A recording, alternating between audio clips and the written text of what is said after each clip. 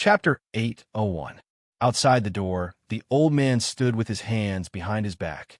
He seemed to be a little impatient from waiting. His arrogant brows were slightly furrowed, and his expression did not look too good. A moment later, Yi Chi and Shui Rower rushed over. When Yi Chi saw the old man outside the door, she suppressed her surging emotions and slowly walked up to him. The old man in front of her had a sage-like demeanor and the demeanor of a powerful cultivator. Yi Chi trusted him without a doubt. Even so, Yi Chi still asked, "Can you really cure my adoptive mother's illness?" The old man frowned slightly and said coldly, "It seems like you don't believe in my abilities. If you don't believe me, I can leave now and pretend that I've never been here. However, let me tell you, if Rower had not come to me and begged me, I wouldn't have saved her even if you offer me 1,000 bottles of spirit-gathering liquid, let alone a bottle of it." A capable doctor would naturally have his own pride. If this old man had been polite to her, she might have considered the truth of this matter. However, it was precisely because of this old man's arrogant attitude that she trusted him even more. "Senior, you've misunderstood. I was just speaking casually. I'm not doubting you. After all, I've never seen your name on the streets." Yi Chi smiled charmingly as she spoke politely. "Chi-Chi." Shui Rower hurriedly tugged at Yi Chi's sleeve. Her eyes were filled with worry as she said, "My master hates it when people doubt his medical skills. It's best if you don't say anything." Indeed, Yi Chi's words had already caused the old man's face to sink, and he scoffed coldly. "How can people like you know my name?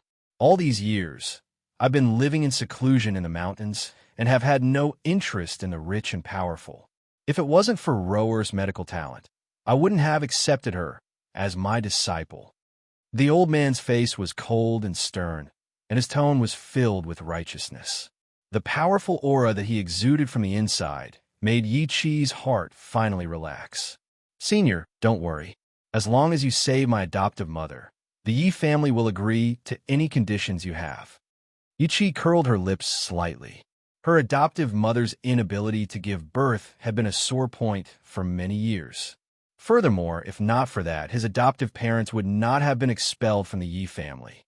As long as his adoptive mother had a child, the Yi family would once again accept their family.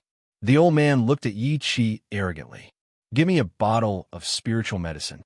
I can diagnose Madame Ye's illness immediately." Yi Chi was delighted. "The Yi family's business is managed by my elder brother, and he has all the spirit-gathering elixir. Senior, please follow me. I'll take you to see my elder brother." This time, if she really helped her godmother, Big Brother would definitely look at her in a different light.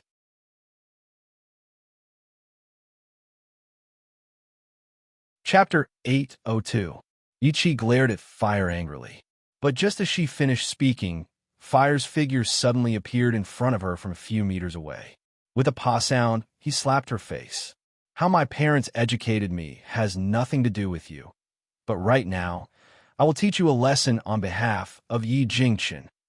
Fire slightly raised his chin and said sarcastically. Yi Chi was stunned. She couldn't believe that Fire actually dared to make a move on her in the Yi residence, especially since she hadn't noticed her movements just now. "How can you hit someone?" Shui Rower's voice was very weak, without the slightest bit of deterrence. Her eyes were filled with a pitiful light, making people want to love her. "I know that Miss Feng misunderstands me and thinks that I want to steal her man, but I really don't have any thoughts about that man. Why do you keep trying to cause trouble for me?" At the end of her sentence, Shui Rower's voice was filled with grief and indignation.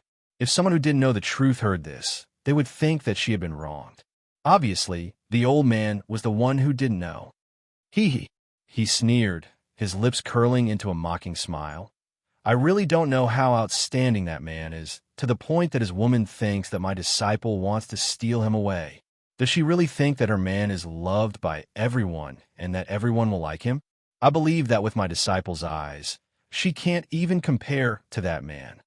Fire glanced at the old man as if she was looking at an idiot. "Of course my sister's man is outstanding. Otherwise, your disciple wouldn't have peeked at him. Unfortunately, someone like your disciple is not even comparable to a 10,000th of my sister. Even if my brother-in-law were blind, he would still look down on her. Shui Roer's eyes darkened. She did not think that she could not compare to Yun Luo Feng. It was only because Yun Xiao had met Yun Luo Feng first that she was unable to get involved. If that man had met her first, the person who would have obtained his infatuation would definitely have been her. Huh. The old man was so angry that he laughed. This old man has lived for so many years, but I have never seen such an arrogant person. Not only is my disciple talented and beautiful, her personality is also excellent. You actually said that she can't compare to that woman? What a joke. It's just that Roer doesn't like your brother-in-law. Otherwise, your brother-in-law would have already belonged to Roer. The old man glanced at Shui Roer, who was standing beside him, and his eyes were filled with pride. The man that my disciple has taken a fancy to will definitely be outstanding.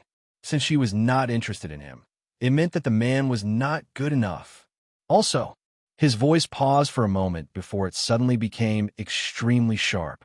Little girl, you are too rude. I want you to apologize to my disciple immediately.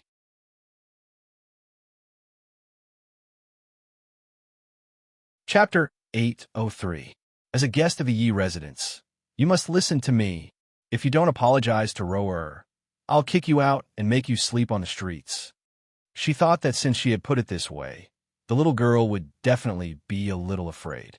However, to her disappointment, even though she had used threats, the little girl still had a look of indifference on her face. Just as Ichi was about to rebuke him, she suddenly caught a glimpse of a few people coming from the backyard. Her eyes suddenly lit up. Big brother, you're finally here. She only had eyes for Yishima. As for Yun Luo Feng and Yun Xiao, they were completely ignored by her. What happened? Yishima frowned and asked coldly. Ichi glanced at Fire proudly. Isn't it because you have Big Brother backing you up? However, you probably didn't expect that in Big Brother's heart, the most important person will always be his adoptive mother. For the sake of his adoptive mother, he will definitely abandon you.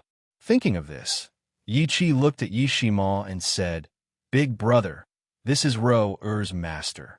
He claims that he has a way to cure adoptive mother's infertility. What did you say? Yishima's heart skipped a beat. He put his hand on Yichi's shoulder excitedly and said, Are you serious? Can he really cure godmother's illness? Yichi nodded her head affirmatively. That's right, he has the ability to do so. However, this little girl has humiliated Roer just now, so he's planning to leave in a fit of anger. If you want him to stay, you must make this little girl apologize to Roer. A pair of proud eyes glanced at Fire once again, and a gloating smile appeared on her face. Perhaps she could already see the scene of her big brother, forcing her to apologize. The excitement on the man's handsome and tough face slowly disappeared. His hands, which were tightly pressed on Yichi's body, were also slowly released. Yichi, I can agree to his other requests, but this is the only one that I can't. The smile on Yichi's face suddenly froze. She widened her pretty eyes in shock and said in a slightly trembling voice, Big brother, even now, you still want to protect her? Even if I have to disregard my adoptive mother? She couldn't believe that the big brother she had always respected was this kind of person. For the sake of a little girl, he didn't even care about his godmother. Say no more. No matter what, I won't agree to it. Yishima's eyes turned cold, and he remained expressionless. The old man frowned. To him, it was easy for a little girl to apologize. He did not expect that Yishima would not agree no matter what. Master, Shui quickly pulled on the old man's sleeve and said in a low voice, Don't forget why we're here. She deliberately lowered her voice when she said this, but Yun Luo Feng and Yun Zhao's ears were very sensitive. No matter how low she lowered her voice, they could still hear it clearly. Yun Luo Feng slightly raised his eyebrows as he lazily leaned against the tree. His evil eyes looked at Shui Roer with a smile that wasn't a smile, and there was a mysterious light in his eyes. As for Yun Xiao, no matter what Shui Roer's motive was, as long as her target wasn't Yun Luo Feng, then it had nothing to do with him. He would not waste his time on unnecessary people. This old man is magnanimous and won't bother with a little girl. The old man arrogantly glanced at Fire, then turned his gaze to Yi Shima and said, "To be honest, if my disciple hadn't come to beg me, I wouldn't have treated her at all. Now that I've made a move, the treatment fee can't be low. Give me a bottle of spirit-gathering liquid first. Then I'll diagnose Madame Ye's illness."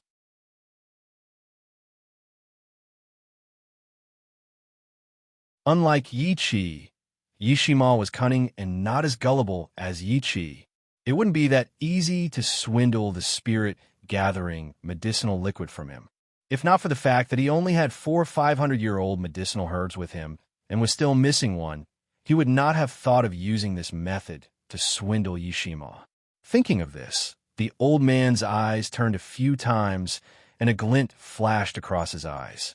He put his fist to his lips, coughed twice, and said, "Good. I agreed to treat Madame Yi first. However, as a condition of treating her, I want to add one more condition." Chapter 805. He raised his chin slightly and looked down at the little girl. "Ask this girl to kneel down and apologize to my disciple."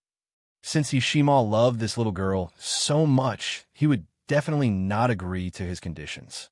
In that case, he would be able to retreat with a good reason. Sure enough, Yi Shima's eyes darkened, and he said coldly, "I told you, I will never agree to this request of yours." The old man raised the corner of his lips. "If you don't agree, then I can only forgive you. Goodbye. Rower, let's go." After saying that, he turned around and was about to leave. "Wait." Yi Qi stamped her feet anxiously. "Big brother, so what if you ask this girl to apologize? Is this girl more important to you than my adoptive mother?" Yi Shima's face turned cold. "Yi Qi, shut up. What right do you have to shut me up?" Yi Qi turned to Fire angrily. "This little girl is so young, but her methods are very clever. Of course, I believe that someone must have instructed her to do this. Otherwise, she wouldn't have seduced you like this." Yi Shima was stunned. He did not expect Yi Qi to think that he and Fire were crooked. "Yi Qi, what nonsense are you talking about?" He frowned slightly. "Fire, this girl has a special identity. If you want to be rude to her in the end, don't blame me for not warning you." Yi Qi saw that Yi Shima was protecting Fire, and she felt sour in her heart. Her identity is quite special. She is the future mistress of the Yi family. "Big brother, I was wrong about you. I didn't expect you to be a pedophile." Yi Qi. Yi Shima was furious. "Who said that to you?" Yi Qi laughed mockingly. "Why? Did I hit the nail on the head? I'm just reminding you as a sister that this little girl is not a good person. She got close to you for the sake of the entire Kargalic. That's why she destroyed everything and didn't allow you to diagnose her body. She was afraid that she would steal your position after having a baby, and you still believe in her so deeply." Yi Qi's voice unconsciously rose, and she looked very angry. "But what about you? Are you worthy of your adoptive parents by doing this?"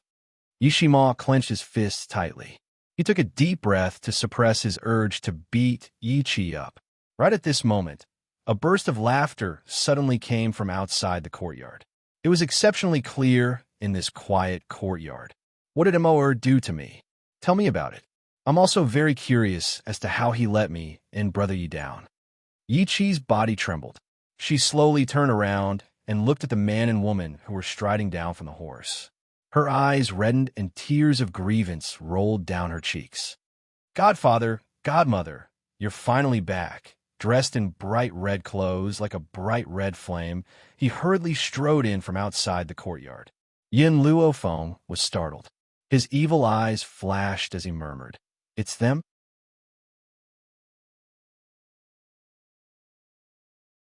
Chapter 806. "Godmother, here's what happened." Yi Shima looked at Yi Qi and said, Shuero fell in love with Miss Feng's man and deliberately asked Yi Qi to target Miss Feng. She even claimed that Miss Feng instructed Fire to seduce me. Then, you and Godfather came back. Miss Feng? June Fengling had not recovered from her shock when she heard Yi Shima's words. Her eyes flashed with surprise. "Godmother, let me introduce 2 people to you." Yi Shima smiled.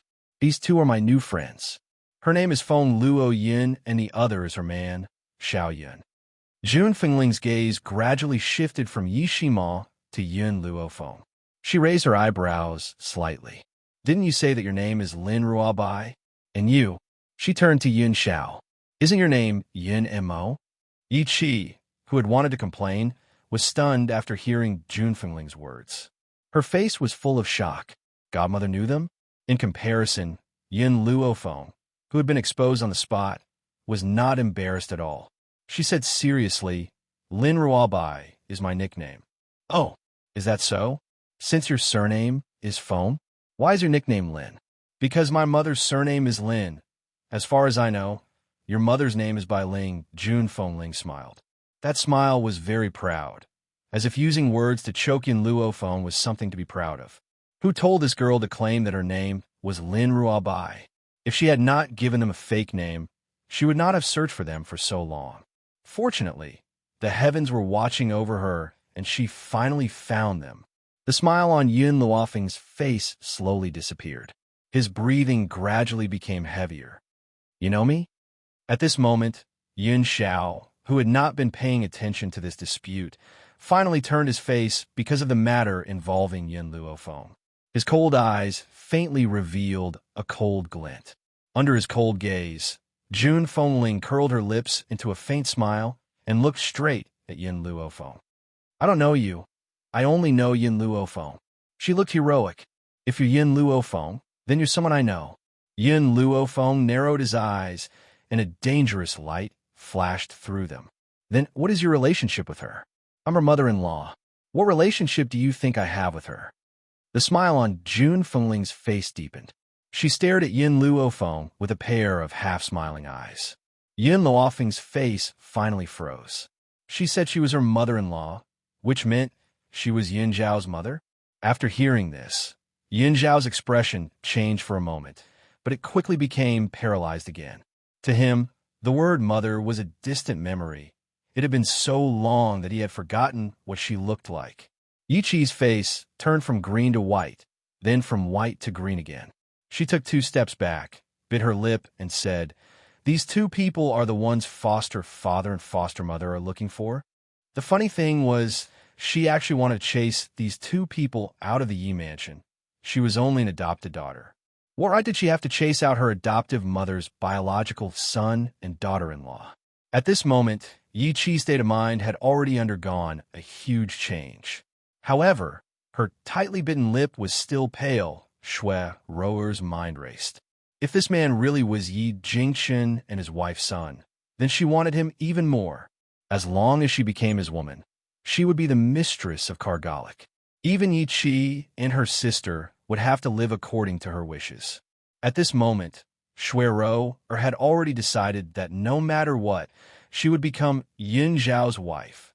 Chapter 807. Fuck. At this moment, Yi Shima, who was already dumbfounded, suddenly cursed. Isn't Feng Luo Yun Luo Feng? Xiao Yun Yun is Yun Xiao. I didn't realize this at first. Sister, you've lied to me. At this moment, he finally understood why he had such a good impression of these 2 people he had never met before. So, Yun Xiao was his brother. Yi Jingchen was not overwhelmed by the joy of the family reunion. He turned to Yi Shima and asked, "Can you repeat what happened just now?" Godfather, in short, these people slandered Fire for seducing me under sister-in-law's orders. They even forced Fire to apologize to Shui Roer. I didn't agree, which caused this dispute. Yi Jingchen's face gradually darkened, and his gaze gradually fell on Yi Chi. Seeing the man's fierce gaze, Yi Chi's heart trembled. Godfather, is what your brother said true? Yi Jingchen interrupted Yi Chi sternly. Yi Chi bit her lips and lowered her head. I'm sorry, Godfather. I didn't know they were brother and sister-in-law. It was because the doctor that Roer brought claimed that he could treat Godmother's body. However, because of Fire's rude words, Senior was unwilling to treat Godmother. I wanted Godmother to be pregnant, so I asked Fire to apologize to Roer. At this moment, the old man saw that the situation was not good and wanted to sneak away. However, before he could take a step forward, Yi Chi had already led the topic to him. Instantly, his expression changed. Yi Jingchan slightly raised his eyebrows. His sharp gaze shot toward the old man like a knife, and said coldly, "If you want fire to apologize to Shui Rower, then I want to see if you have the ability to do so." Yi Qi's eyes widened in shock. Didn't Godfather love his godmother like a treasure? She thought that after she said such words, her godfather would definitely think about her godmother's health first. She didn't expect him to be the same as her brother and protect this little girl without caring about anything. Where did this girl come from? Why were they so protective of her? The old man's expression turned cold. "If that's the case, then pretend that I was never here. Roa, let's go." He turned around and was about to leave the Yi residence. However, just as he took a step forward, a heroic laughter suddenly rang out from behind him. "Did you just say that you can heal my body?" Jun Fengling raised her lips slightly and walked slowly to Yi Jingchan's side. She raised her eyebrows and sneered. Yi Qi was overjoyed. Her anxious heart was finally at ease. As long as Godmother wanted to treat him, based on her authority in Kargalic, Godfather would definitely not say anything against her. That's right. The old man gritted his teeth. Even now, he still claimed that he could cure Jun Fengling's illness. He would never admit that he was here to deceive others. Jun Fengling raised his handsome eyebrows. "Back then, Brother Yi searched everywhere for me and said that he couldn't cure my illness. Now, you claim that you can cure me. So I just want to ask, what is your name on the mainland?" "You don't deserve my name." The old man raised his head pretentiously. He was about to say that Jun Fengling did not deserve to know, but he was interrupted by Yi Qi. "Mother, his name is Wu Lin. These years, he has been living in seclusion in the mountains. This is why his name isn't as famous as the other doctors."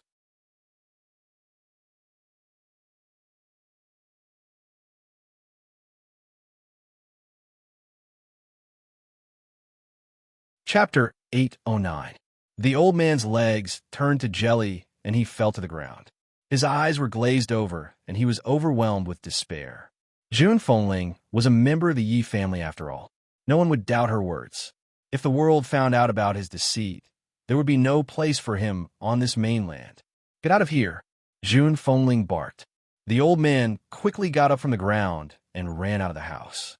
He was afraid that Jun Fengling would take revenge on him if he stayed any longer. Shui Roder stared blankly in the direction where the old man had left. She had yet to recover from the sudden turn of events. "Shui Roa, shouldn't you give me an explanation?" Yi Qi shouted angrily. Shui Roer suddenly covered her face and cried when she heard Yi Qi's angry voice. "I'm sorry, it's my fault. I trusted my master too much. He told me that he was 80% confident, so I believed him. I really didn't know that he was trying to cheat me of the spirit-gathering liquid." Tears flowed down from the gaps between her fingers. Her body trembled violently. She was very sad. "Chi-Chi, it's all my fault. I almost hurt your family. I'll never be able to see you again." Shui Roer was already crying so pitifully. How could Yi Qi bear to blame her? Moreover, she believed Shui Roer from the bottom of her heart. She thought that Shui Roer had only been deceived by the martial arts world. "Roer, I shouldn't have blamed you just now. You're innocent too.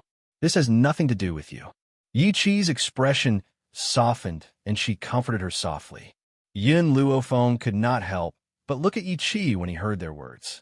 He then looked at Yi Shima and his lips curled into a smile. As expected, Yi Shima's face darkened when he saw that Yi Qi believed Shui Roer so easily. He scoffed coldly and turned to walk into the backyard. "Miss Shui." Jun Fengling's eyes lit up and she smiled at the woman who was crying. "Imoer said that you like Xiao." Shui Roer panicked and quickly defended herself. "Madam, I know that my status is low and my family is ordinary. I'm not worthy of Master Xiao. How would I dare to have any improper thoughts?"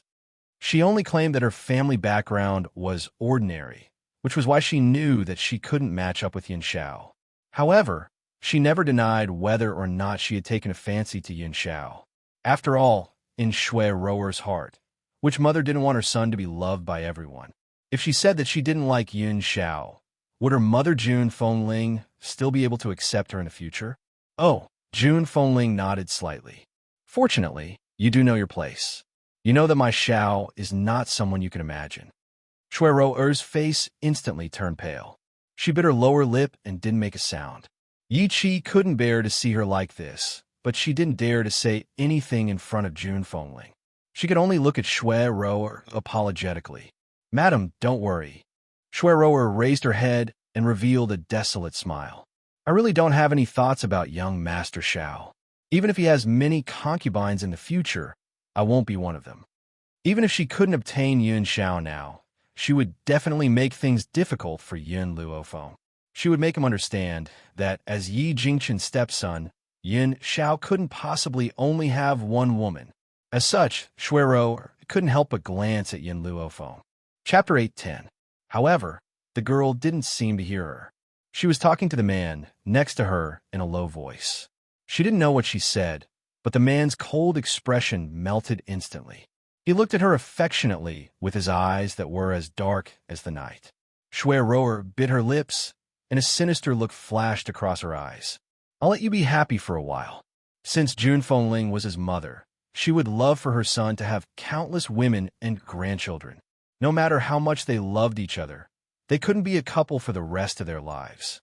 However, at this moment, the woman's dissatisfied voice came from above her head. "I'm relieved that you think that way, but forget about the concubine. I don't want my son's house to be in chaos." If Jun Fengling had been indifferent to Shueroer in the beginning, it had escalated to the level of dissatisfaction. Shueroer suddenly reacted, and her face turned paler. How could she forget that Jun Fengling was the only woman Yi Jingchen had for so many years? He didn't take a concubine even when Jun Fengling was infertile. But she was stupid enough to say that Yun Xiao would take a concubine in front of Jun Fengling. Wasn't that equivalent to offending her? "Madam, I'm sorry. I didn't mean it. I said the wrong thing." Shueroer was very upset. How could a strong woman like Jun Fengling accept a man having multiple wives? Her views had already transcended the secular world. "You didn't mean it?" Jun Fengling smiled mockingly. "Why do I feel that you're a smart person? How could someone like you not mean it? Forget it. Go away. Don't come to my house, and don't interact with my children." Jun Fengling was so impatient that she didn't want to say anything else. Shueroer wiped the tears from the corner of her eyes and ran out of the house. "Rower!" Yi Chi stomped her feet and wanted to chase after Shueroer. However, before she could take 2 steps, Jun Fengling's berating voice came from behind. "Stop right there." Yi Chi turned around aggrievedly. "Godmother, why do you all have to target her?" Jun Fengling sighed. "Chi-Chi, listen to your brother. He won't harm you. The ones who will harm you are those who you think are innocent." Yi Chi was stunned. Is adoptive mother referring to Roa? How is this possible? Why would Roa harm her? Go back to your room and think about it. Jun Fengling glanced at Yi Chi and retracted her gaze. She turned around and walked towards Yun Luofeng and Yun Xiao. Her beautiful face lit up with a smile. "Why? Do you two have anything to say to me?" Yun Luofeng smiled lazily. "I didn't think that you would be Yun Zhao's mother. It looks like we are quite fated. Am I right? Auntie, why are you still calling me Auntie?" Jun Fengling pretended to be dissatisfied, but her red phoenix eyes were smiling. "Since you're Zhao's fiancée, it's only natural for you to call me mother." Yun Luofeng smiled. "Mother." It was only a matter of time before she and Yun Xiao got married, so it wasn't a big deal for her to call her mother early. That was why she didn't reject Jun Fengling's suggestion. "Good girl." Jun Fengling beamed when she called her mother. "You didn't lose out by calling me mother. After all, I prepared a gift for you." Then, she took out a jade pendant from her lapel and stuffed it into Yun Luofeng's hand. On the jade pendant, the lifelike word Jun was dazzling, emitting a bright light under the sun. Chapter 8:11. When they saw Jun Fengling take out the jade pendant, Yi Jingchen and Yi Chi were stunned. Their eyes were filled with shock. Even though they did not know the origin of the jade pendant, they knew that Jun Fengling had always treated it as a treasure. Now, she had given it to Yun Luofeng without batting an eye. Normally, she would not even bear to let anyone touch her jade pendant, let alone give it away. This showed how much Yun Luofeng weighed in her heart. "This jade pendant has no other use for you. It's just that the material used to make it is rather special.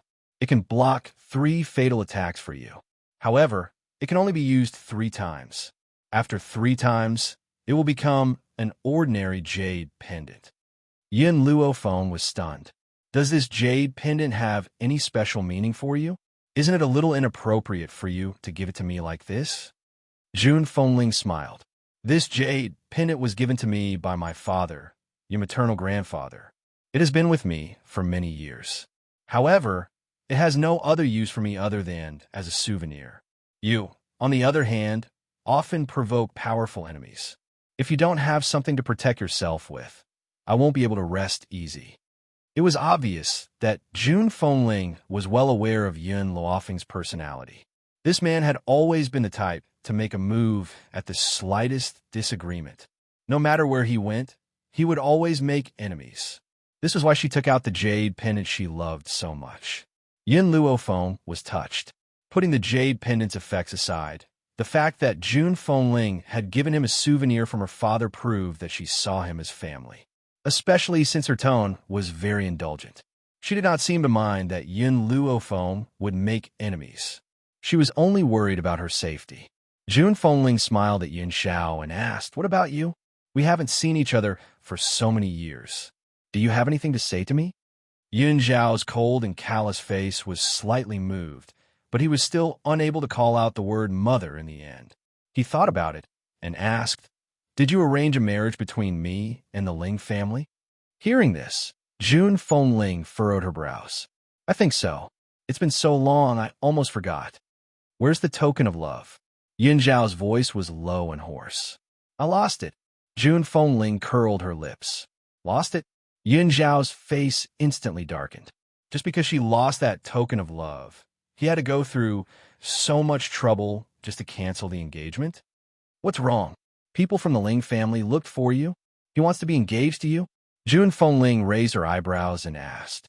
Even though Yi Jingxun had an acquaintance in the Roaring Dragon Continent and had obtained information about Yin Xiao and Yin Luophone from that acquaintance, Yi Jingxun did not know much about Yin Xiao and Yin Luophone. However, the place where the Xiao family was located was not a place that ordinary people could enter. Hence, Jun Fengling knew nothing about what happened in the Xiao family. They wanted to break off the engagement, and I agreed. Yin Xiao glanced at Jun Fengling indifferently. But they were certain that even though I agreed verbally, I was unwilling to break off the engagement. So I hid the token of love. What? Upon hearing this, Jun Fengling flew into a rage and said hatefully, "It's not enough for those people to expel you from the Xiao family. He actually came looking for you again and even said that my son was unwilling to break off the engagement with the little girl from the Ling family. Back then, your marriage was decided by those people from the Xiao family. I never thought that the little girl from the Ling family was worthy of you." Yin Zhao's low voice rang out again. "The people from the Xiao family also said that you had been taken away by a mysterious person. That mysterious person was from the Ye family?" Chapter 8:12. Jun Fengling was stunned and shook her head. "The people who took me away weren't from the Yi family. Brother Yi and I only met in the Forest of No Return." She turned her head and smiled at Yi Jingxun with her phoenix eyes filled with deep affection. "That year, the mysterious man left after taking me away. I even accidentally received news that the Xiao family's woman had thrown you into the Forest of No Return. So I went there to look for you. Who knew that not only did I not find you, but I was also seriously injured. It was Brother Yi who passed by and saved me and brought me back to the Yi family." Jun Fengling smiled. Her smile was beautiful, so beautiful that it was dazzling. "Xiao, I haven't been by your side all these years, but I'm very clear about what happened between you and Feng. I'm very honored to have such an outstanding son and daughter-in-law." She retracted her gaze and held Yin Luophone and Yun Zhao's hands, then placed them together tightly. "I don't have any other wishes in this life. I just hope that the two of you can support each other for the rest of your lives." Yi Jingxun silently walked to Jun Fengling's side. The corners of his lips curled into a gentle smile. All these years, only he knew how much Jun Fengling had suffered. If it wasn't for the support of the news from the mainland, she might not have been able to hold on. "Since you've already given me a greeting gift, I've also prepared a gift for you. Yin Luofeng kept the jade pendant and took out 2 fruits from the space ring with a smile. She handed them to Jun Fengling and Yi Jingchun respectively. These 2 fruits are my greeting gifts for you. Yiqi was dumbfounded. Her adoptive mother had given her such a precious jade pendant as a greeting gift, but she had only given her 2 fruits to brush her off. How could she be so stingy? Jun Fengling did not mind. She accepted the fruits happily and said, "Isn't there a saying that favors are more important than gifts? The fruits given by my daughter-in-law will definitely be more fragrant than the ones outside." The fruits that Yin Luofeng had taken out were spirit fruits cultivated from a simple red fruit.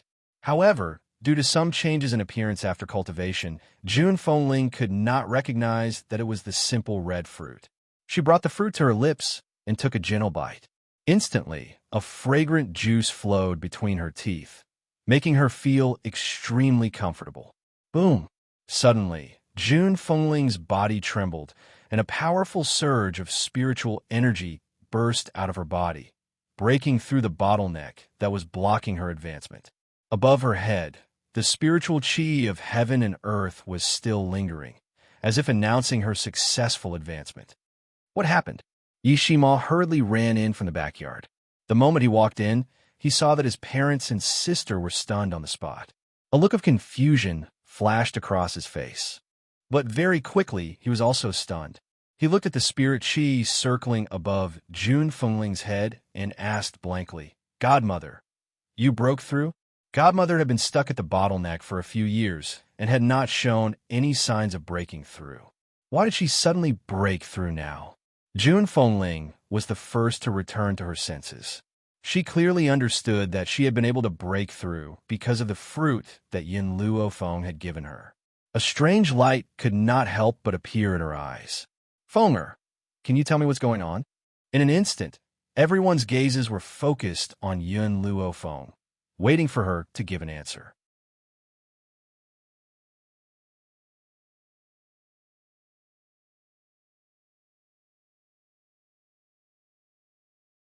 Chapter 814. I Can Treat You. The girl's light voice was like a heavy hammer that hammered into the hearts of everyone present, causing their hearts to tremble. Jun Fengling stared at the girl in a daze, clearly unable to react to her words. Are you telling the truth? Could she really treat her? Yin Luofeng nodded slightly. "I'm lacking some herbs. Get someone to bring me those herbs later. From today onwards, I'll start treating your illness." Jun Fengling and Yi Jingchun looked at each other and saw the excitement in each other's eyes. If she could really get pregnant, the Yi family would no longer have the right to expel them from the family. "All right." Yi Jingchun suppressed the excitement in his heart and said, "Give me the list of herbs you need. I'll send someone to get them right away." She had long heard of Yin Luofeng's medical skills. Hence, since she was certain that she could treat her, she believed that she definitely had the ability to do so. "Brother Yi, I'll leave this matter to you. I still have a lot to discuss with Shower and Fenger. Don't disturb us before dinner."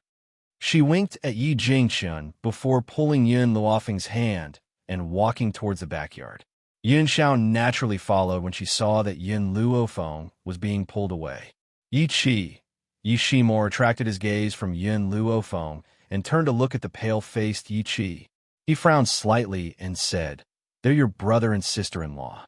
You should be more polite to them in the future. Don't be used by others." Yi Qi was stunned. She lowered her head and muttered softly. Rower was also deceived. "She's innocent." Even though she said it very softly, Yi Shima still heard her. He laughed coldly and said, "I don't care how much trust you have in Schwerower. I only know that they're relatives of my godfather and godmother. All these years, without them, the two of us wouldn't exist. No matter what, I won't let you do anything to hurt my brother and sister-in-law." At this point, he paused for a moment before continuing. "If you were someone else, I wouldn't have said a word to you. I'm willing to say so much to you because you're my younger sister. I don't want our family to never have a peaceful day." He had never seen Yin Xiao before, but he knew how much hardship his younger brother had suffered outside. Now that he and his sister-in-law had finally returned, how could he allow someone to continue hurting them? Yi Chi raised her eyebrows. I don't like that Yin Luo Feng. Who asked you to scold me for those people? But I like my adoptive father and adoptive mother. For the sake of my adoptive father and mother, I won't do anything to harm them. Don't worry. Yi Shima did not say anything else. He glanced at Yi Chi coldly, turned around, and walked toward the backyard. If his sister wasn't so stupid, she might be a good person. Unfortunately, he didn't like her stupidity. Yi Chi lowered her eyebrows slightly. A look of struggle flashed across her eyes, but she finally chose to walk out of the Yi residence's main door. Yi Chi had just walked into a tall and luxurious restaurant when she bumped into a woman in red. The woman's appearance was exceptionally beautiful, like a red peony, gorgeous and luxurious. Wait a minute. Seeing that Yi Chi was about to pass by, the woman in red suddenly called out and stopped her. Chapter 8:15. You again? Yi Chi frowned slightly and looked at the woman in red impatiently.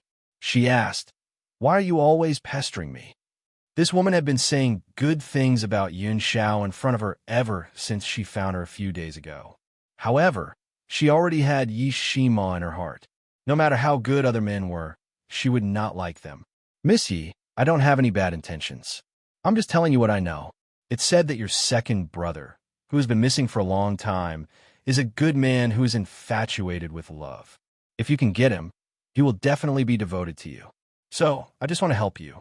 Sorry, I'm not interested. Yi Chi's face darkened. Don't look for me if you don't have anything else to say. If my godparents hear what you said, they will definitely not let me go. Hearing this, Jin Yu raised her eyebrows slightly. It's true that you have no interest in Yun Xiao, but I know who the person in your heart is. Yi Chi's body suddenly froze. She turned around with a cold look in her pretty eyes. What do you mean by that? Jin Yu's face was cold and elegant. Don't you understand what I mean? Do you want me to say in public that the person you like is Yi Shima? However, I heard that Yin Luo Feng and Yun Xiao have come here. Moreover, the person in your heart is protecting them and going against you. Don't you hate them? She successfully saw Yi Chi's expression change drastically. Then, she slowly approached her. So, we can cooperate, as long as you're willing. Enough! Yi Chi's body trembled slightly, and she shouted angrily, My godparents gave me my life. Do you want me to bite the hand that feeds me? So what if I hate them? I won't do anything to make my godmother sad. Jin Yu was stunned. Just as she was about to continue to provoke Yi Chi, the delicate figure had already stepped into the second floor and disappeared from her sight. Looking at the direction in which Yi Chi had left, Jin Yu's heart suddenly sank. A cold smile appeared on her gorgeous face. She turned around and wanted to walk out of the restaurant. However, at this moment, a delicate voice sounded from the side. Do you know Yin Luo Feng? Jin Yu raised her eyebrows. When she turned her eyes reflected a soft and beautiful face. The woman was dressed in white and pretentious. Even though there was a flash of hatred in her eyes, it was still easily captured by Jin Yu. You are? Jin Yu frowned and asked. Shui Rower clenched her fist tightly. I'm Yi Chi's friend, and I have a special relationship with the Yi family. You know Yin Luo Feng? Jin Yu raised the corner of her lips. She has a grudge against you. That's right. Our hatred is absolutely irreconcilable. Shui Rower purposely lowered her voice, and her eyes were filled with intense hatred. If someone didn't know what was going on, they would have thought that Shui Rower had dug up her ancestors' graves. Tell me about it. Jin Yu was very interested.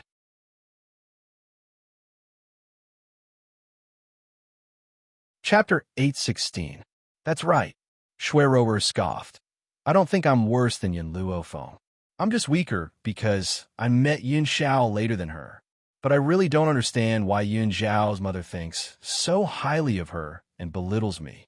As far as I know, Yin Luo Feng came from the Long Xiao mainland, and his status is even lower than mine. Jin Yu's face gradually turned cold. She didn't like to hear these words. What did she mean by she wasn't worse than Yin Luo Feng? If Yin Luo Feng was bad, why would her master try so hard to marry her? Did she mean that Yin Xiao had bad taste? Did that mean that her master had bad taste too? Jin Yu loved Bai Su deeply. How could she allow anyone to say bad things about her? Hence, anger surged in her heart, and she sneered. If you want to get Yin Xiao, there's a way. What way? Shui Rower's eyes lit up, and she asked. A sinister look flashed across Jin Yu's eyes. I have a bottle of medicinal liquid here. You just need to spray it on your body, and the person you want to seduce will fall deeply in love with you. As soon as she finished speaking, Jin Yu took out a porcelain bottle from her lapel and handed it to Shui Rower. I originally wanted to give this medicinal liquid to Yi Qi. In the end, that girl didn't fall for my trick, so I can only give it to you. Shui Rower took the medicinal liquid hesitantly and asked, can this medicinal liquid really make Yin Xiao fall in love with me? She had always been vigilant. Who knew if this medicinal liquid was poisonous? That was why she asked such a question. Jin Yu sneered. Only one drop of the medicinal liquid can have such an effect. If you don't believe me, you can find someone else to try. This is all I can help you with. Hearing this, Shui Rower put away the medicinal liquid with ease. She looked up at Jin Yu and asked hesitantly, then why are you helping me? Jin Yu glanced at her. My master has taken a fancy to Yin Luo and naturally wants to separate them. Otherwise, why do you think I'm looking for Yi Qi? That's all I have to say. Whether you're willing to use this medicinal liquid or not is up to you. She was not as patient with Shui Rower as she was with Yi Qi. After saying what she needed to say, she left the restaurant without any hesitation. Not long after Jin Yu walked out of the restaurant, she turned into an alley. At this moment, a small figure fell from the sky and landed in front of her. Master. Jin Yu knelt on the ground, cupped her fists, and said respectfully. Standing in front of her was a little boy of a few years old. He looked very cute, but his face carried a demonic charm and coldness that did not match his age. A pair of black eyes flickered with a cold and gloomy light. Why did you do that? Bai Su slowly walked towards Jin Yu and gently raised her chin, looking down at the woman who was kneeling on the ground. Don't you know that Yin Xiao is immune to all poisons? Your charm has no effect on him. Jin Yu lowered her head. This subordinate knows, but that little girl is too presumptuous. She actually claimed that she was not worse than Yin Luofeng. If Yin Luofeng was really that bad, Master wouldn't want to marry her. This subordinate just doesn't like it when others question Master's judgment. This is why I made the decision on my own. Please forgive me, Master. In the beginning, Jin Yu did not acknowledge Yin Luofeng's excellence. However, she had witnessed his growth over the past year. If not for this, Master would not have wanted to rope her in. Chapter 817. Forget it. I can't forgive you for this, but you can't make decisions on your own in the future. Bai Su raised her hand and helped Jin Yu up from the ground. Our plan to make use of the Yi family has been destroyed. Now, I can only recover from my injuries. Yes. Jin Yu raised her head, and her expression returned to its usual coldness. In the private room of the restaurant, Yi Qi looked at the table full of dishes and had no appetite. She leaned against the back of the chair tiredly and lowered her head. At this moment, the door of the private room was opened. When she saw Shui Rower walking in, her eyes suddenly lit up. She stood up and said, Rower, you're here? Shui Rower smiled gently. Her picturesque eyebrows relaxed, and she walked towards Yi Qi. Qi, you must have waited for a long time, right? Sorry, I had something to attend to, so I'm late. It's okay.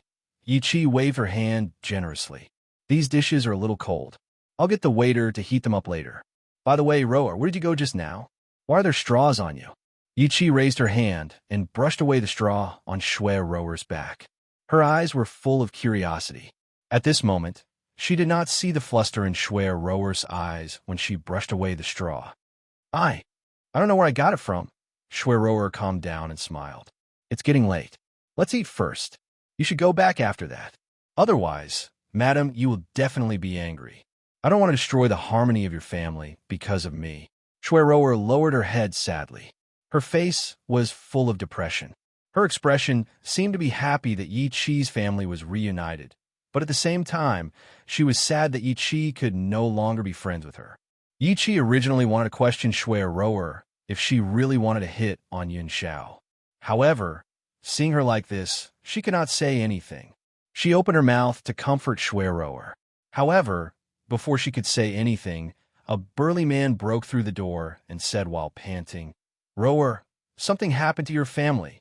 What did you say? Shui Rower blinked in confusion and asked, "What happened to my family?" "Rower, your house has been burned down. Your sick mother has also been buried in the sea of fire." The burly man seemed to have used all his strength to say this sentence. Shui Rower's vision turned black and her body fell backwards. "Ro." Yichi reacted quickly and held Shui Rower's body. Her voice was trembling. "How did this happen? Why would there be a fire in Rower's house for no reason?" Just when Yichi's eyes were filled with anxiety, Shui Rower, who had her eyes closed, opened her eyes and made eye contact with the burly man. "I don't know what happened either." The muscular man's eyes flickered as he said, "I heard from the neighbors that there's a little girl in red clothes around Rower's house. I'm not sure if she has anything to do with the fire. An 8 or 9-year-old girl dressed in red. Could it be fire?" Yichi did not see the exchange of gazes between the two of them, so when she heard the sturdy man's words, the first thing she thought of was fire. Who asked that little girl to be someone with a criminal record? "Chi-Chi." Shui Rower grabbed Yichi's hand tightly as tears flowed from her eyes. "I believe in fire. This matter definitely has nothing to do with her. Even though she beat me up fiercely, I don't believe that this girl is so ruthless that she would set a fire and kill someone. It's just that my poor old mother, who was paralyzed in bed, left me just like that." Chapter 8:18.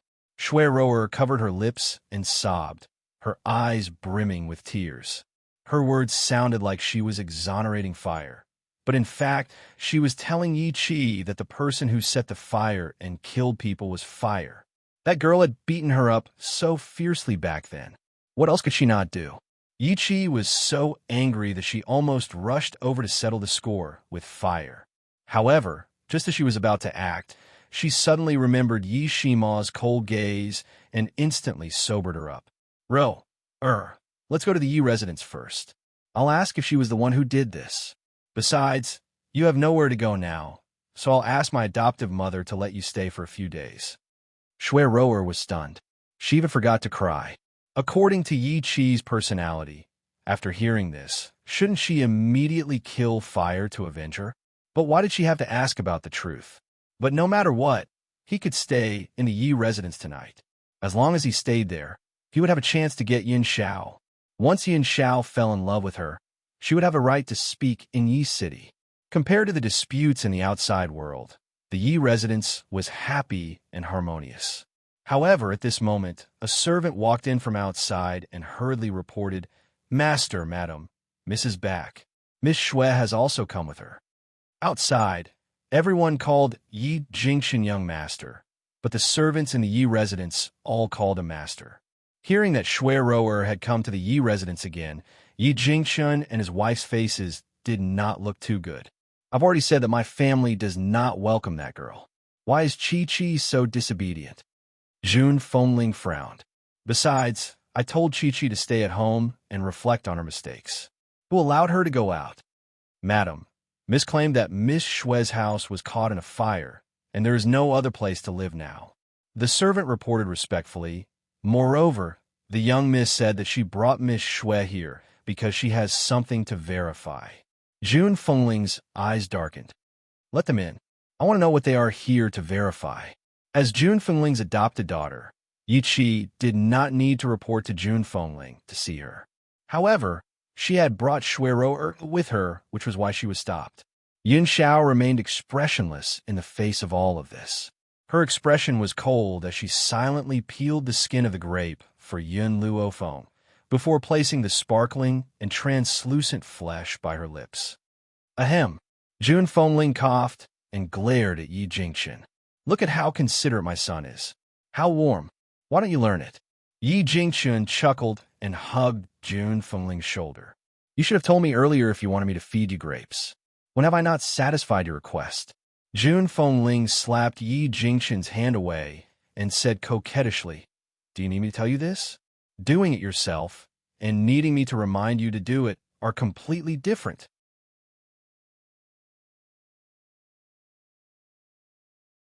Chapter 8:19. Chi-Chi. Jun Fengling frowned and asked, "You said that you wanted to verify something with us. I don't know what you want to verify." Yi Chi looked at the fire who was sitting at the table and eating an apple. Adoptive mother, just now Rower's house was caught in a fire. According to witnesses, they saw the fire appear there. So I wanted to verify where the fire went half an hour ago. Fire took a bite of the apple, looked up at Yi Chi, and said in a childish voice, "You mean I set fire to her house?" Yi Chi bit her lips. "That's not what I meant. I'm just here to ask where you were at that time. Even if you don't mean that, you're still suspecting that I set the fire." Fire sneered and stood up. He threw half of the apple in his hand at Shui Ro. Shui Ro was caught off guard. With a bang, she was hit by the apple and her forehead turned red. Yi Chi was stunned. She didn't expect Fire to make a move without saying a word. What's more, there wasn't even a word of explanation. "Did you see it clearly?" Fire glanced at Shui Rower and proudly raised his chin. "If I want to hit her, I will hit her. If I want to kill her, I will kill her. I will never deny what I have done. However, you want me to bear the crime of arson. I'm sorry, but I won't take the blame." Yi Chi fell silent. This girl dared to hit Shui Rower in front of them. If she was really the one who set the fire, she wouldn't deny it. Since she didn't admit it, did that mean that she wasn't the one who set the fire? Chi, Shui Ro, came back to her senses. She rubbed her aching head and looked at Yi Chi with tears in her eyes. "I told you at the time that she wasn't the one who set the fire. You should believe me and not ask about this." Yi Chi was obviously standing up for her, but in her mouth, it was a busybody. June Fengling's eyes darkened. She had lived for so many years and fought with so many people. How could she not understand the meaning behind Shui Roer's words? Since it has been proven that the fire was not set by fire, then there is nothing else. June Fengling turned to look at Shui Roa. "I know that you have nowhere to go these few days, but unfortunately, I don't have any extra rooms for you in the Yi residence. You should go to the inn to stay." Shui Roer's expression changed. The Yi residence was so big. How could there not be extra rooms? June Fengling did not want her to stay at all. "Madam," Shui Roer hurriedly knelt down and kowtowed. "Please take me in. I won't stay here for long, just a few more nights. I promise I won't cause trouble for Madam, nor will I spy on young Master Xiao." After she finished kowtowing, she hurriedly knelt in front of Yin Luofeng and said pitifully, "Miss Yin, I know you have some misunderstandings about me, but I swear that I really have never had any thoughts about young Master Xiao. I beg you to let me stay for a few days. I am willing to be your maid and serve you. I'll let you be complacent for now. When I successfully obtain Yun Zhao's favor, I'll make you pay the price for today's matter." Shui Roer lowered her eyes, and a ruthless glint flashed across them. "Godmother." Yi Chi could not bear it, and was about to speak up for Shui Roer when June Fengling stopped her coldly. "Enough. It was my idea not to let you stay. Don't harass my daughter-in-law. If you insist on doing so, don't blame me for being rude." She slammed her palm on the table. In an instant, the table split into two and fell to the ground. Chapter 820. June Fengling's palm was too strong. Shui Roer was scared silly by her. Her misty eyes were filled with confusion as she stared blankly at June Fengling, who was dressed in red. Mother-in-law and daughter-in-law were natural enemies because they had the same man. Therefore, back then, her mother and grandmother had fought every night for the same man and were even chased out of her father's family. Now, if she didn't know that she had the confidence to become the daughter-in-law of the Yi family, her father's family wouldn't have agreed to let her re-enter the family tree. Therefore, this was the first time she had seen a mother-in-law who protected her daughter-in-law, like June Fengling. What made her worried was that the person being protected was not her. Shui Roer subconsciously bit her lower lip, her long eyelashes covering the viciousness in her eyes. After a long while, she calmed herself down, raised her pitiful face, and said softly, "I'm sorry to disturb you. It's hard for people like me to be accepted by others. Don't worry, I won't pester the Yi family anymore, and I won't appear in front of Chi-Chi either." After saying that, Shui Roer looked at Yi Chi one last time, her eyes filled with struggle and reluctance. In the end, she turned around and walked out of the hall. "Roer!" Yi Chi hurriedly shouted, her eyes filled with anxiety. However, she knew that her foster mother didn't like Shui Roer, so she didn't dare to plead for her. Wait! Suddenly, an evil voice rang out, causing Shui Rower to stop in her tracks. Feng. Jun Fengling looked at Yin Luo Feng doubtfully. Do you have something else to say? Mother, I am naturally protective. Since fire is already mine, I will not allow anyone to frame her. Yin Luo Feng narrowed her eyes slightly, an evil light flashing in her eyes. So, since she has stepped into the Yi residence, she can forget about leaving. Shui Rower's body stiffened. She turned to look at Yin Luo Feng with a pale face. What do you mean by that? I was in the restaurant at that time, and Chi can testify. It was someone else who came to inform me that I found out about what happened to my family. Furthermore, someone who looked like fire appeared beside my house, and it was also seen by others. I have always believed in her. Yichi nodded and echoed. Rower is telling the truth. I can testify that she didn't know about it in advance. Chi. Jun Fengling frowned and stopped Yichi. She looked at Yin Luo Feng. Fenger, you did well. Fire could not be wronged for no reason. So, I support your actions. Yin Luo Feng smirked. Since that's the case, I'll let Shui Rower stay in the Yi residence. I'll fulfill her wish. Before that, I'll send someone to investigate the truth. In other words, Shui Rower was under house arrest in the Yi residence. She would only be released when Yin Luo Feng found out who the arsonist was. However, only Shui Rower knew the truth. She slightly lowered her eyes. I did not wrongly accuse fire. I only verified it through the witness's description. Maybe that person is a girl who looks similar to fire. However, since all of you are suspecting me, I will stay. I believe that Madam Yi will clear my name and not allow someone to frame me. Jun Fengling's face darkened. Even now, this girl was still so shameless. In his words, he actually said that Yin Luo Feng was framing her. Chapter 821. Just as Jun Fengling was about to stand up for Yin Luo Feng, a cold voice was heard. My wife, even if she framed you, you have no choice but to accept it. The man raised his handsome face. His facial paralysis made him look indifferent as he stared at Shui Rower coldly. His gaze froze her body, as if countless knives were slicing her once again. His voice was as merciless as ever. Besides, I don't think you have the right to be framed by her.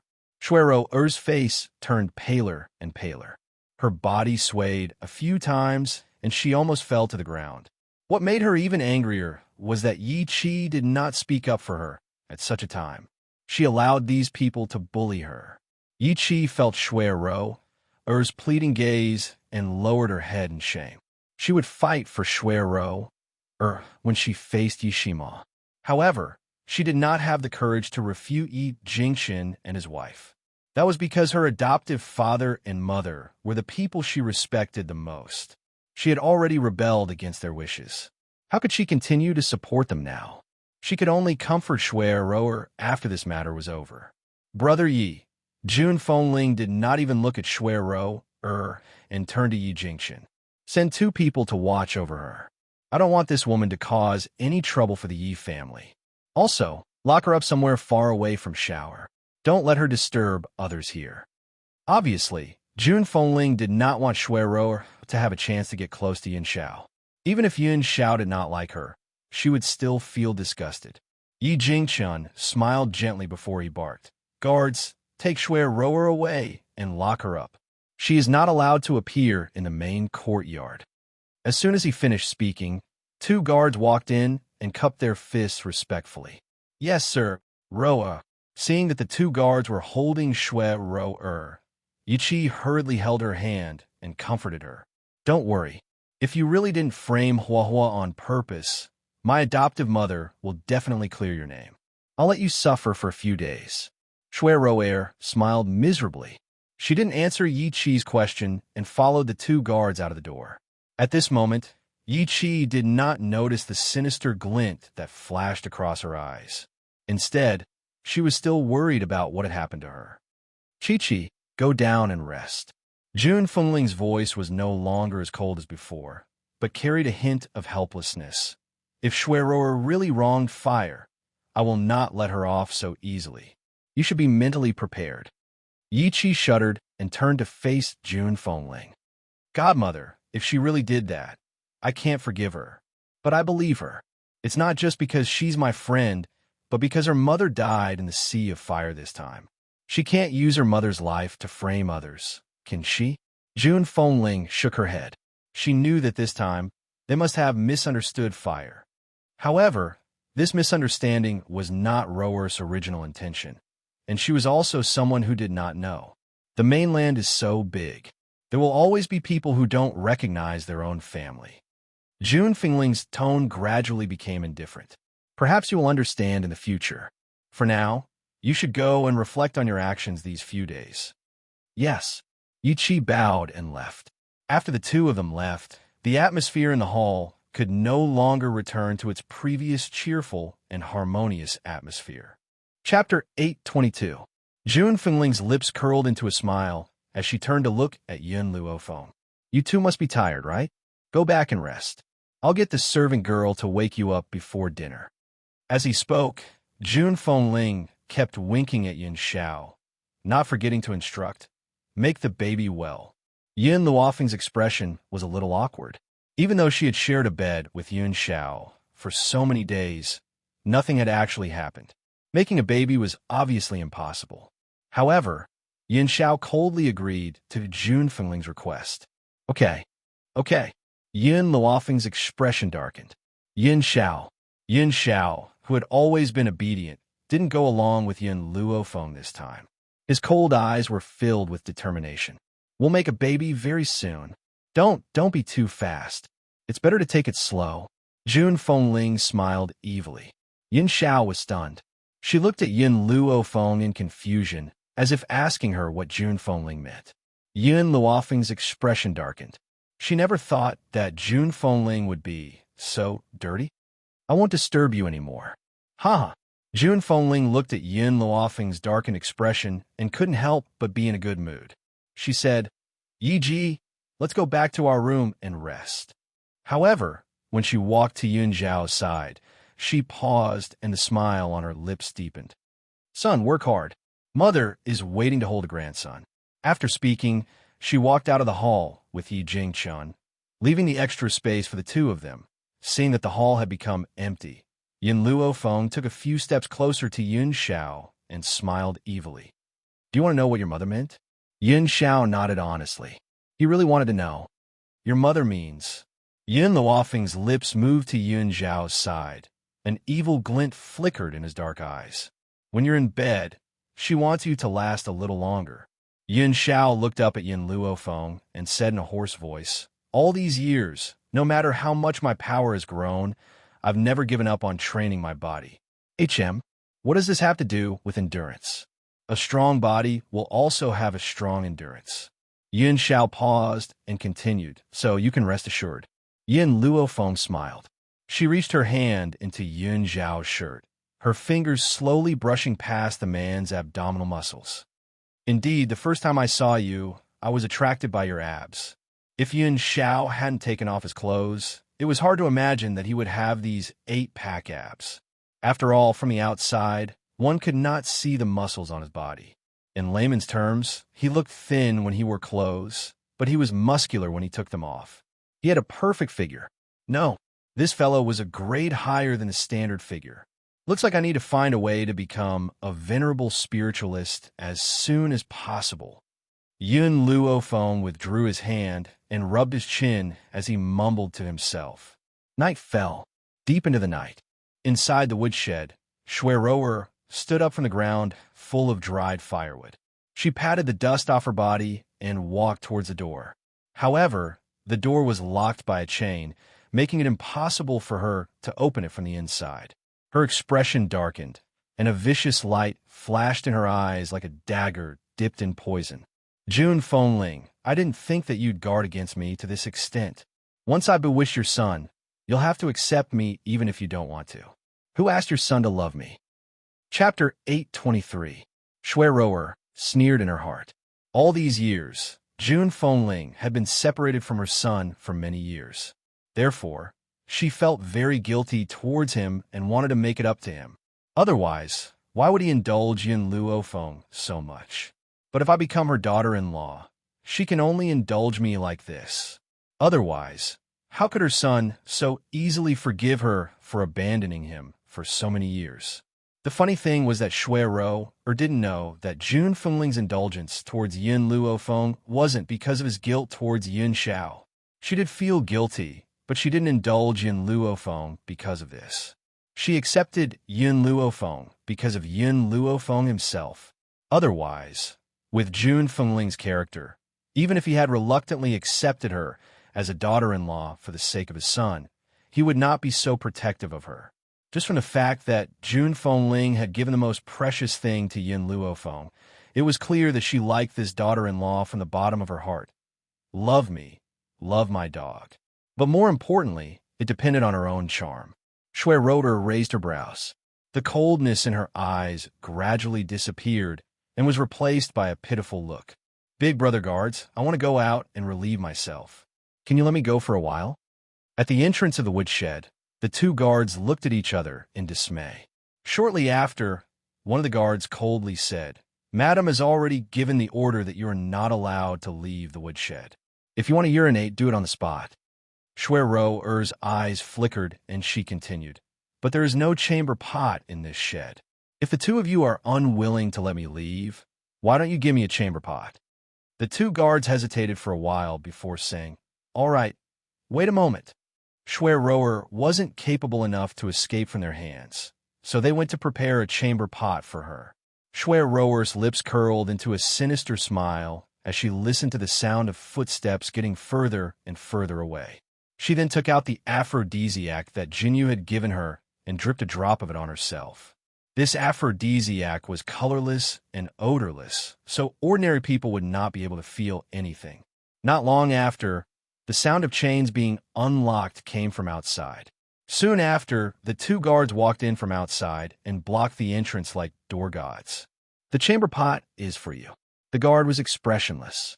He placed the chamber pot on the ground and said coldly, Thank you, big brothers. Shui Rou raised her brows and smiled delicately. Her voice was very gentle, like a claw scratching their hearts. The two guards were usually calm people, but when they saw Shui Rou's gaze, their hearts almost jumped out of their chests. This was the first time they realized how beautiful Shui Rou was. Cough, cough. One of the guards let out 2 dry coughs, trying to calm his racing heart. However, he couldn't help but steal glances at Shui Rou from time to time with a bashful expression. Seeing that the aphrodisiac was effective, Shui Rou was elated. However, she didn't show it on her face. Big brothers, I'm bored in this woodshed. I want to go out and get some fresh air. Is that okay? I promise I won't leave the Yi residence. The two guards looked at each other, and there was a struggle in their eyes. Madam has ordered that you are not allowed to leave. Shui Rou immediately raised 2 fingers and swore, I swear that I won't go to the main courtyard and I won't leave the Yi residence. I just want to be alone. Big brothers, please help me. Chapter 824. Her fingers tugged on the sleeve of one of the guards. Her eyes were filled with pleading as she stared at him. At this moment, in the eyes of the 2 guards, Shui Rou was a glowing object. Her entire body was filled with light that could move their emotions. How could she refuse their request? You must come back as soon as possible.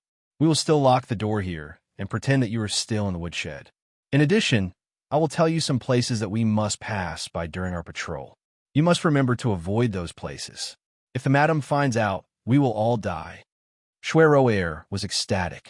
She quickly said, Thank you, brothers. I will never forget your kindness. Then, she hurriedly walked out of the woodshed and looked around. After making sure that no one was around, she hurriedly walked towards the main courtyard. In the room, the fragrance of incense filled the air. Yin Luofeng, who was sitting cross-legged with his eyes closed, slowly opened his eyes and saw Yin Xiao leaving the room. Yin Xiao, where are you going? Yin Xiao stopped in his tracks. The corners of his cold and stiff lips gradually curled into a shallow arc. You ate too little for dinner. Perhaps you don't like the chefs in the Yi residence. So, I'm going to prepare supper for you. Years ago, after Yin Luofeng tasted Yin Zhao's cooking in the country of flowing gold, He returned to the country of Long Yuan and asked Ling to transfer the chefs in his residence over. Who knew that Qing Yin would tell her that the person who sat at the table that day was Yun Xiao. It was then that she learned of Yun Xiao's culinary skills. Okay, I will wait for you to come back. Yin Luofeng smiled. Yun Xiao pushed open the door and walked out. The night was getting quieter and quieter. The night wind blew, and only the sound of leaves rustling could be heard. At this moment, Yun Xiao was only thinking about Yun Luofeng's supper. Therefore, he didn't see the woman who was rushing towards him. The woman didn't know if it was intentional or not, but when she saw Yun Xiao walking towards her, she did not dodge. Instead, she ran towards him. Therefore, by the time Yun Xiao realized that the woman was rushing towards him, the woman was already in front of him. It was too late to dodge. Therefore, he made his move without hesitation. Fuck off. The man's voice was cold and emotionless. His aura exploded, and the woman's delicate body was sent flying. She fell to the ground in a sorry state.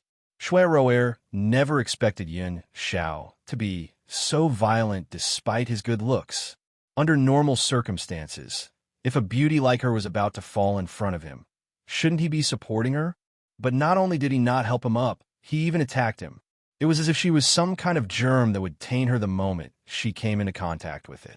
At the thought of this, Shui Roer crawled up from the ground.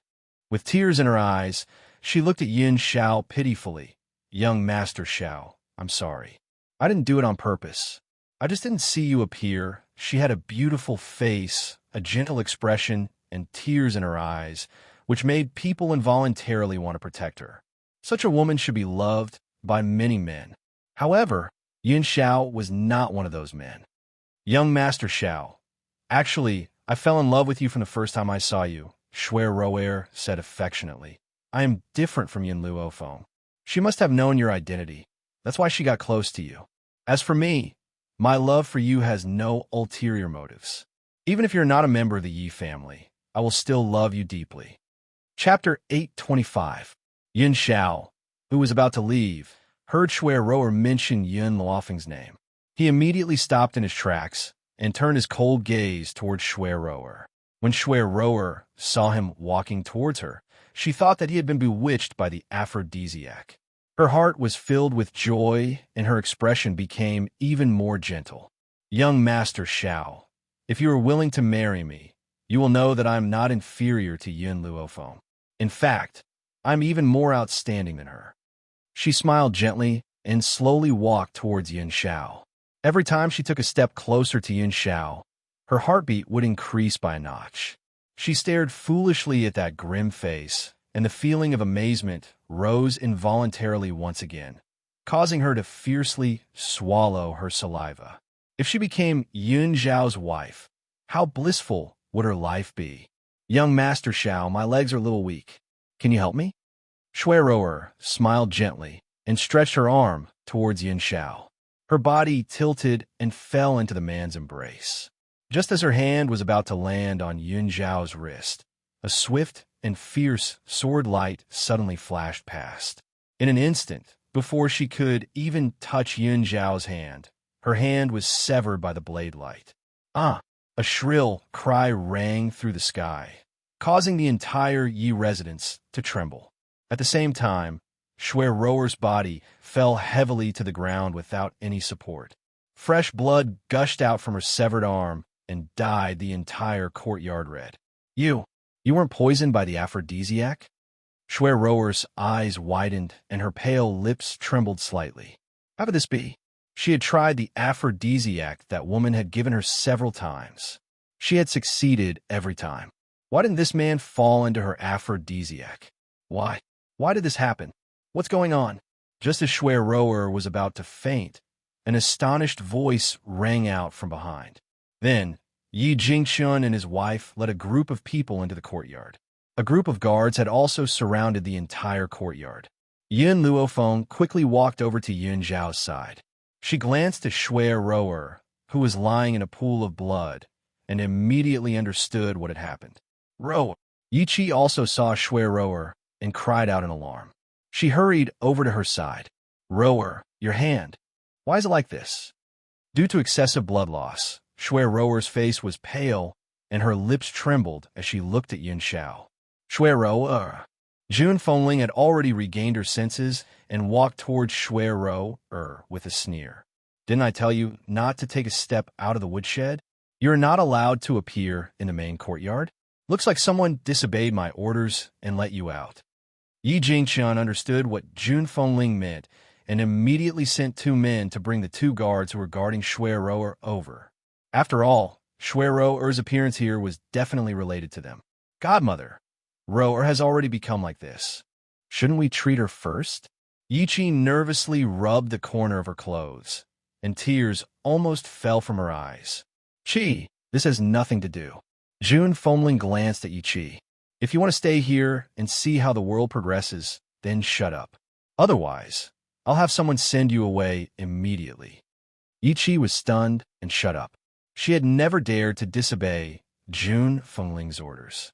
Jun Fengling could not bear to look at them anymore. She turned to Yin Xiao and said, Shower, tell me what happened.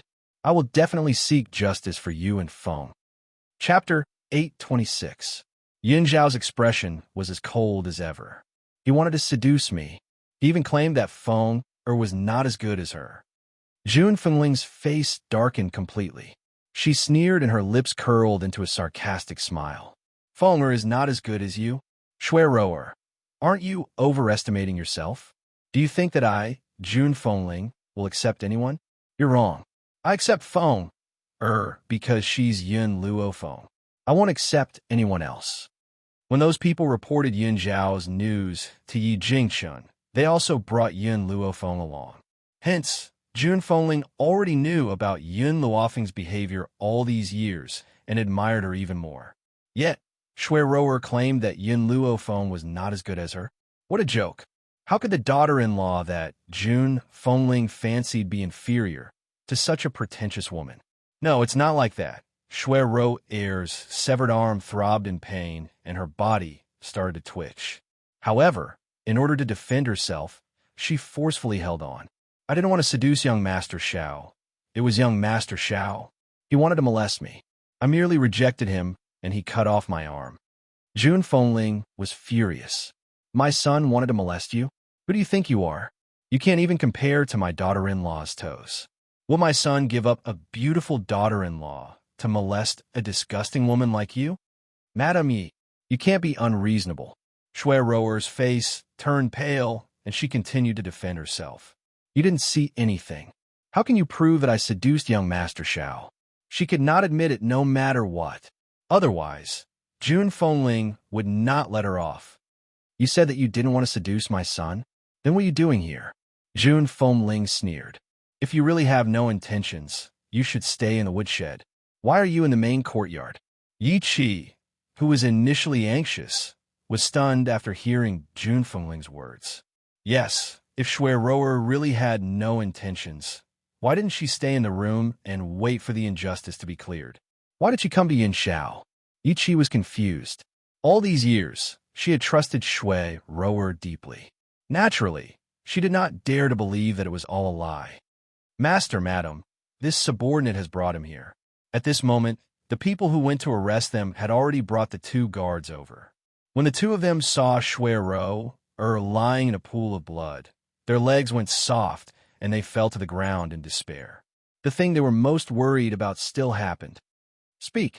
Jun Fengling frowned and said coldly, Who allowed you to let Shui Rower leave without permission? The 2 guards immediately came back to their senses and kowtowed fiercely. Madam, this subordinate knows his mistake and is willing to die as an apology. I only ask that Madam spare Miss Shui. Until now, these 2 guards were still protecting Shui Rower. He was even willing to die in exchange for her life. Jun Fengling vaguely sensed an unusual aura. She was sure that her 2 guards didn't know Shui Rower at all. Why were they willing to die for her in such a short span of a day? Something's not right. Yin Luo Feng seemed to sense something and raised his eyebrows. I want to examine their bodies. Jun Fengling looked at Yin Luo Feng in confusion. Did you discover something? What's wrong with their bodies? Chapter 827. Yin Luo Feng silently walked to the side of the two guards. He frowned slightly when he sensed the smell coming from their bodies. The aphrodisiac was colorless and tasteless to others, but she could still sense it in front of Yin Luofeng. The two of them had been poisoned by the aphrodisiac. Yin Luofeng lifted his head slightly and said indifferently, "Boom." When Yin Luofeng mentioned the aphrodisiac, Shui Rou's mind exploded. She knew. How could she know? Shui Rou or bitter lips. She thought about how Yin Xiao was unaffected by the aphrodisiac, and how Yin Luofeng sensed the aphrodisiac so quickly. She suddenly felt that she had been tricked. Aphrodisiac? Jun Fengling was stunned. She did not know medicine, but she knew about aphrodisiac. She did not expect Shui Rou to bring the aphrodisiac to harm her son. Instantly, Jun Fengling was enraged. She looked at Yi Qi angrily and said, "Look, this is your friend. She can forget about leaving the Yi residence today." Yi Qi's face was pale. She hurriedly looked at Shui Rou, hoping for an explanation. However, there was nothing. Shui Rou widened her eyes in panic and stared at Yin Luofeng. At that moment, her heart turned cold. Could it be that Shui Rou's motive for coming to the Yi residence was for Yin Xiao? "Feng, can you cure the two of them?" Jun Fengling looked at Yin Luofeng again and asked. Yin Luofeng smiled and said, "The aphrodisiac is not a serious illness. The two of them were just bewitched. I only need one needle to make them go back to normal." Then Yin Luofeng took out a needle pouch from his clothes and carefully took out a silver needle. He then inserted it into the guard's shunting acupuncture point. In no time, the two guards regained their clarity. They looked at each other in dismay, not knowing what had happened. After a long time, the two of them remembered what they had just done, and their expressions changed drastically. "Sir, madam, please have mercy. I don't know what happened, but when Shui Rou begged me, I couldn't reject her. Please give me another chance." The guard kowtowed fiercely and begged. "Although this wasn't your intention, if you hadn't given her a chance, she wouldn't have been able to harm you with her charm. So, you still have to pay the price for your mistakes." Jun Fengling looked heroic. "Men, take the two of them down. Lock them up for 3 months and deduct half a year's salary." The guards understood that Jun Fengling was being merciful by giving them such a punishment. They hurriedly kowtowed to express their gratitude and followed the other two guards down. Since the aphrodisiac had been removed, they didn't even glance at Shui Rou. Suddenly, a man in black walked up to Jun Fengling's ear and whispered a few words to her. The smile on Jun Fengling's lips deepened when she heard the man in black's words. "Bring him here." "Yes, madam." The man in black accepted the order and retreated. After the man in black left, Jun Fengling looked at the ashen-faced Shui Rou and said, "Shui Rou, I've brought someone to see you. You will definitely be very interested in this person." As soon as he finished speaking, the black-clothed man walked over with a burly man in his hand. He threw the burly man to the ground. Chapter 828. "It's you." Yi Qi was stunned, her face full of astonishment. "It seems like you know him." Jun Fengling glanced at Yi Qi, his tone indifferent. Yi Qi nodded slightly. "When Rou and I were in the restaurant, this was the man who informed her that her house was on fire. The man in front of her was the one who had gone to inform Shui Rou of the fire." Yi Qi naturally had an impression of him. At this moment, Yi Qi did not notice that when Shui Rou saw the man who had been caught, her pale face became even more desperate. "You only know that he's the one who went to inform Shui Rou, but you don't know that he's Shui Rou's uncle." Jun Fengling laughed coldly. Yi Qi's mind went blank as if she had been struck by lightning. She turned to Shui Rou blankly. "Can you tell me what's going on? What's your relationship with this man? Since this man was Shui Rou's uncle, why did he have time to inform Shui Rou, but not to save her? Moreover, she did not forget that it was because of this man's words that she had misunderstood fire. Rou, save me." The burly man saw Shui Rou lying in a pool of blood and said hurriedly, "I'm your uncle. You can't just watch me die. Admit that you did everything and it has nothing to do with me." Shui Rou's body trembled. She bit her lips and did not say a word. Her slightly lowered eyes were filled with despair and a layer of hatred that could not be erased. Madame Yi, please let me go. Seeing that Shuero did not respond, the burly man hurriedly knelt in front of Jun Fengling. It's Shuero. She returned to the Shui family that day and claimed that she could become Madame Ye's daughter-in-law. But she needed our help. That's why I listened to her and reported the fire. I even deliberately said that the one who set the fire was a little girl in red. Jun Fengling raised his eyebrows. Then do you know who set the fire? I know. The burly man did not dare to hide anything. It's Shuero. She set the fire herself and burned her mother to death. The Shui family said that they could accept her, but not her bettered mother. In order to get rid of this burden, she decided to burn her mother as well. At that time, I could still hear her mother's mournful cries.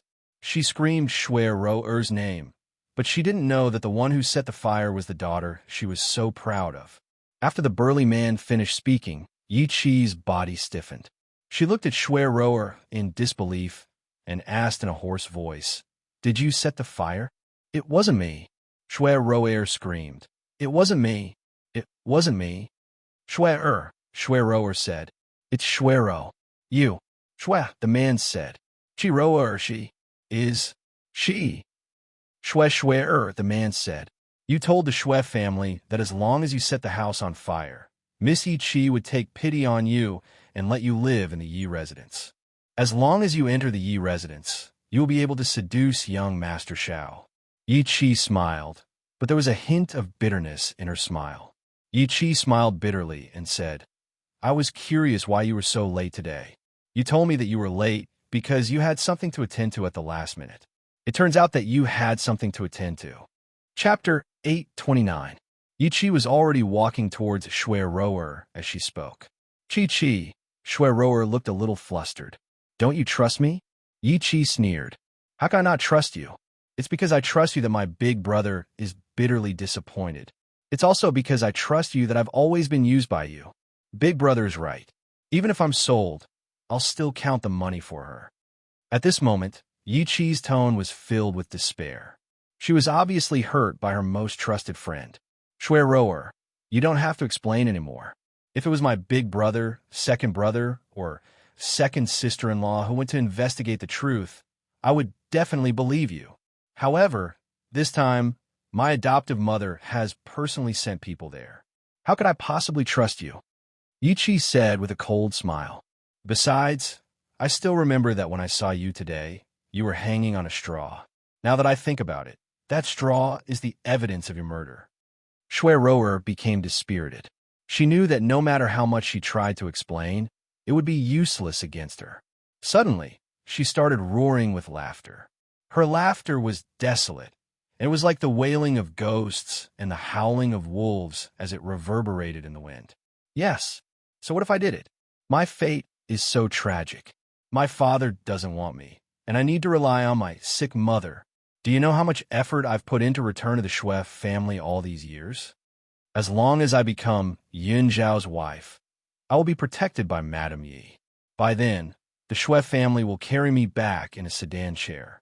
If it wasn't for fate, how could I have done such a thing? So, Yi Qi, I really envy you. You have no parents, but you were lucky enough to be adopted by the Yi family. Why don't I have the same luck?" Up until now, Shuero had pushed all her mistakes to fate. However, she had never reflected on her own actions. Yi Qi closed her eyes slightly.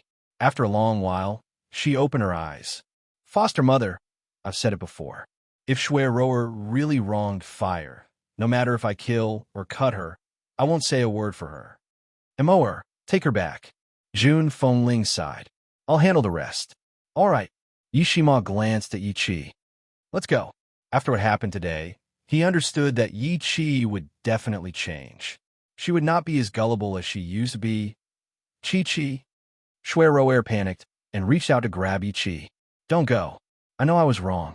I really was wrong. I don't want to die yet. Please don't leave me behind." In the past, Yi Qi would have stayed behind to plead for Shuero. But now, she followed Yi Shima without hesitation. Jun Fengling smiled. "How do you want to deal with her?" Yin Luo Feng gently stroked his chin. She wants to seduce my man. That means she really likes men. Maybe the brothel will be interested in her. All right. June Fengling immediately slapped the table and made a decision. This woman has lost an arm, but her looks are passable. We should be able to sell her for a few dozen taels of silver. Upon hearing that she was going to be sent to the brothel, Shui Rower hurriedly struggled. Unfortunately, before she could struggle, Yi Jingchun had already exhausted her strength. Someone, sell her to the Drunken Flower Brothel. Also, tell the owner of the Drunken Flower Brothel to take good care of her. Chapter 830. Yes. Hearing this, a guard immediately stepped forward and carried Shui Rower over the wall. Shui Rower had recovered from her initial despair. As long as June Fengling didn't kill her on the spot, she would have a chance to escape. She might even have a chance to take revenge. Unfortunately, dreams were beautiful, but reality was cruel. Shui Rower ignored the word "take care" in June Fengling's words. When she arrived at the Drunken Flower Brothel, she finally understood what a real nightmare was. Those men were like wolves and tigers, each of them trying their best to torture her.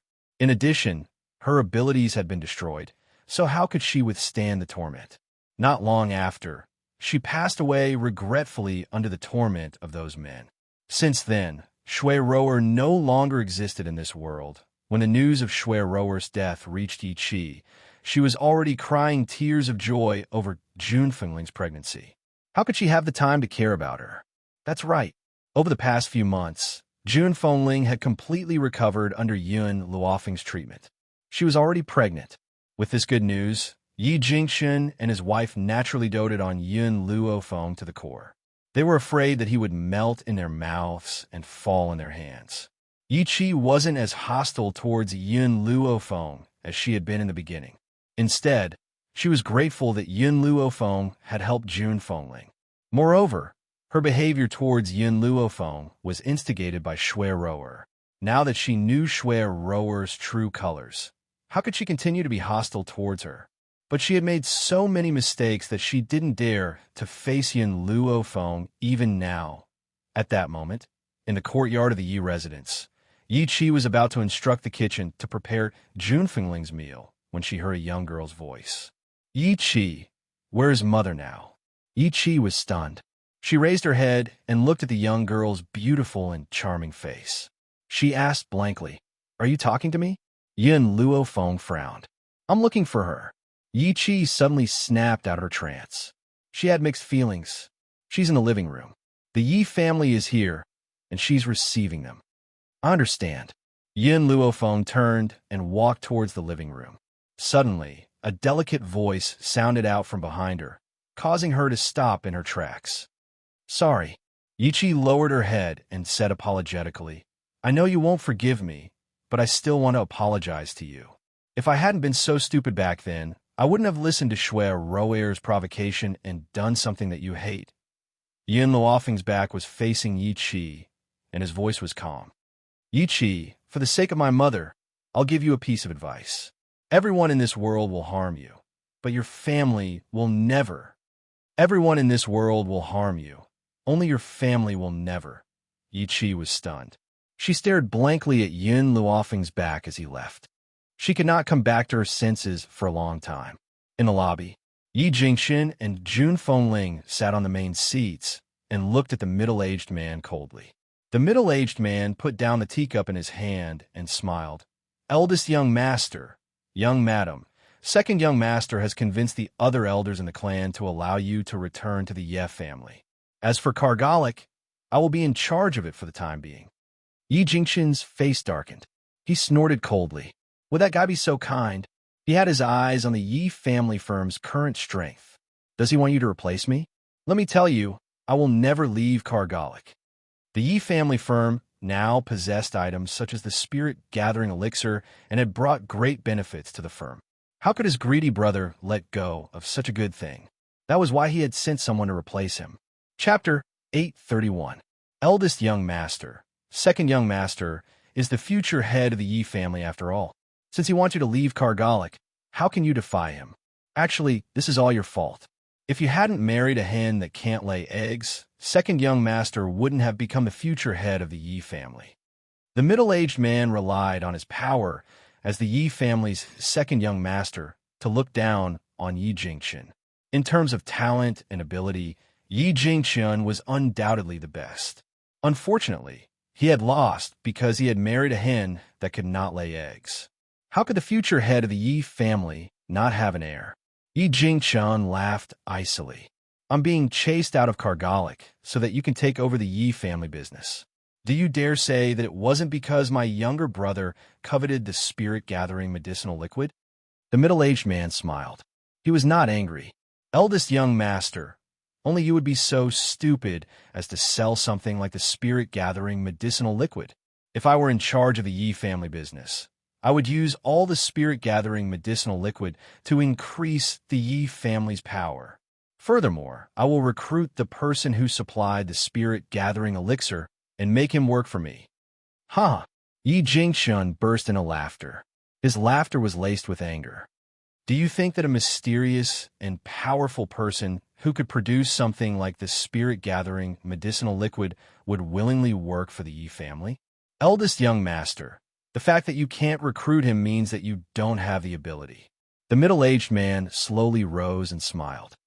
After all, you've already been chased out of the Yi family. If second young master hadn't been kind enough to allow you to return, you would never have been able to step into the Yi family. However, second young master is different from you. He is the future head of the Yi family. When others hear his name, they can't wait to curry favor with him. Why would they reject him? Yi Jingchen's expression changed abruptly. His gentle eyes burned with anger, and his tightly clenched fists trembled uncontrollably. However, at this moment, a languid laughter suddenly rang out from outside the hall. Don't you know that the person who sold the spirit-gathering medicinal liquid was only willing to trade with him because he heard of father and mother's reputation? If it had been someone else, I'm afraid that they wouldn't have been able to obtain the medicinal liquid. Outside the hall, sunlight poured down. The young girl was dressed in white and leaned lazily against the doorframe. The corners of her lips curled into a devilish smile as she glanced at the middle-aged man sitting in the hall. A cold light flashed in the depths of her eyes. She had obviously been here for some time. Seeing that Jun Fengling had a guest, she didn't come out to disturb him. But in the end, she couldn't help but speak out.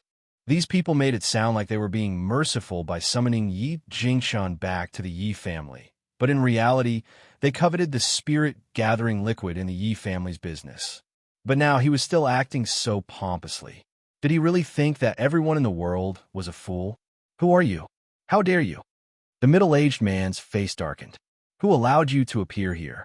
You really have no manners at all. Since the appearance of the middle-aged man, Jun Fengling had been silent. Now that he had seen him teach Yin Luofeng a lesson, his expression immediately darkened. She's my daughter-in-law. You'd better be polite. Daughter-in-law? The middle-aged man frowned slightly, and a look of disgust flashed across his eyes. So this is your bastard's wife. At the end of the day, she's just a bastard. Eldest young master, even if you want to marry, you should find a better woman. This kind of woman even gave birth to a bastard. What right does she have to be the young madam of the Yi family? Chapter 832. Jun Fengling was enraged and broke the table into two with a bang. Then he leaped towards the middle-aged man, his eyes filled with murderous intent. However, a figure was one step ahead of her. In just 2 steps, the figure arrived in front of the middle-aged man and kicked him in the crotch. Under the intense pain, the middle-aged man let out a mournful howl. Bastard? Then I'll make sure you can't even have a bastard now. The young lady's eyes were wild, and her lips curled up slightly. Didn't you insult Yun Xiao as a bastard? If that's the case, then I'll make sure he can't even have a bastard. Damn girl, just you wait. The middle-aged man gritted his teeth and glared at Yin Luofeng, then turned towards Yi Jingchen and his wife. Eldest young master, young madam, don't you owe me an explanation? I'm someone sent by second young master after all. Yi Jingchen coughed dryly and said, What happened just now? Why didn't I see anything? Wife, did you see anything? Jun Fengling had already retracted his killing intent and was trying to hold back his laughter. I saw that Yi Ran didn't manage to steady himself and fell. Who knew that he would just happen to straddle a pillar, making his balls hurt? The middle-aged man, who was addressed as Yi Ran, almost went mad from anger. This was really a shameless family. They were simply lying with their eyes closed. Good, very good. I'll report this to Eldest young master. The middle-aged man gritted his teeth fiercely. His hand was still on his crotch, and his face was covered in cold sweat from the pain. Wait! Seeing that the middle-aged man was about to turn and leave, the young lady's lazy shout suddenly rang out, causing him to stop in his tracks. What else do you want? The middle-aged man turned around and glared at Yin Luofeng. Yin Luofeng smiled devilishly. Is the Yi family's rule that a servant is allowed to shout at his master? The middle-aged man was stunned. All these years, he had been used to acting like a tyrant with second young master. How could he still remember Yi Jingxun's identity? My master is the second young master. Cold sweat broke out on his forehead as he tried to argue his way out of this. Your surname is Yi. The young lady raised her arrogant brows. Since your surname is Yi, then you're a dog of the Yi family. But you don't place master in your eyes at all. Then what do you want? Kneel down and apologize. The young lady's words were merciless, causing Yi Ran's body to tremble. Apologize? Impossible. I only recognize second young master. I don't recognize anyone else. Bang! After Yi Ran said this, the young lady's leg kicked out fiercely, sending his body flying out and crashing fiercely into the wall. He felt pain all over his body, and even a few of his bones were broken. Apologize. The young lady closed in on Yi Ran, looking down at him coldly with an insolent gaze. I don't. Before Yi Ran could finish his words, the young lady raised her leg once again and slid down fiercely from the air. She stomped on his chest, causing him to throw up 3 liters of blood, and his countenance turned pale. This time around, Yin Luofeng did not waste his breath on him. He grabbed Yi Ran's shirt and forcefully pressed him on the ground, making him kneel before Yi Jingxun and his wife. Yi Ran knew that if he did not apologize this time around, he would not be able to leave so easily. He hurriedly kowtowed and said in a terrified voice, Eldest young master, young madam, it's my fault. I shouldn't have taken advantage of my position to bully you. Please let me off. I'll scram back to the Yi family right away and never dare to offend eldest young master and young madam again. Chapter 833. His kowtow was very loud. In just a short while, his forehead turned red and blood seeped out from the corner of his forehead. Remember, you're just a servant. A servant can never be disrespectful to their master. Scram immediately. Yin Luofeng let go of his hand, and his eyes were filled with malice. Since she had accepted Yi Jingxun and his wife, she would never allow anyone to be disrespectful to them, not even the Yi family. Yi Ran hurriedly stumbled out of the door. Perhaps he was afraid that Yin Luofeng would make him stay if he stayed for even a moment longer. Sigh. Yi Jingxun smiled bitterly as he watched Yi Ran leave. If my younger brother hears about this, he'll probably hate me even more. Yin Luofeng smiled and asked, Will he not hate you if you don't do this? Yi Jingxun suddenly returned to his senses. That's right. Even if he didn't beat Yi Ran up, his younger brother would still hate him. Since that was the case, what did it matter if he attacked Yi Ran or not? At most, it would only deepen his hatred. Brother Yi. Jun Fengling frowned slightly. In the past, when I was with you in the Yi family, I could bear with it no matter how much I suffered. But now, I found my son and daughter-in-law. If the Yi family bullies them, don't blame me for turning against you. Yi Jingxun smiled warmly and raised his arms to protect Jun Fengling. Jun, you've misunderstood. The reason why I was worried before wasn't because I still cared about the Yi family. I was only afraid that my younger brother would hurt you. However, Feng is right. Even if this hadn't happened, he wouldn't have let our family off. If Jun Fengling had not appeared, the position of the head of the Yi family would definitely have belonged to Yi Jingxun. It would not have been his turn. If Jun Fengling had gotten pregnant, the position of the head of the family might have shifted again. How could he not hate Yi Jingxun when there was such a danger? Why would he not want to harm Yi Jingxun's life? Therefore, even if Yin Luofeng had not done such a thing, he would not have let Yi Jingxian off. Junior, don't worry. You're my only family. If the Yi family really wants to hurt you, I'll risk my life to ensure your safety. Yi Jingxian's eyes were filled with determination. Ever since the Yi family chased them out of the clan a few years ago, he had been bitterly disappointed.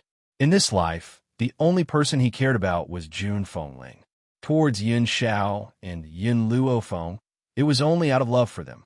Father, mother. Yin Luofeng raised the corners of his lips. Next time, if young Master Yi wants the Yi family firm again, you can ruthlessly extort a sum of money from him and then give the Yi family firm to him. Yi Jingxian was stunned for a moment. He frowned slightly. I'm afraid that's not appropriate. No matter how precious the items I extort are, they can't compare to the spirit-gathering medicinal liquid in the shop. Yin Luofeng raised his brows and smiled. Don't worry. The Yi Clan Trading Company is just an empty shell to him. Moreover, what I said to Yi Ran earlier was not a threat.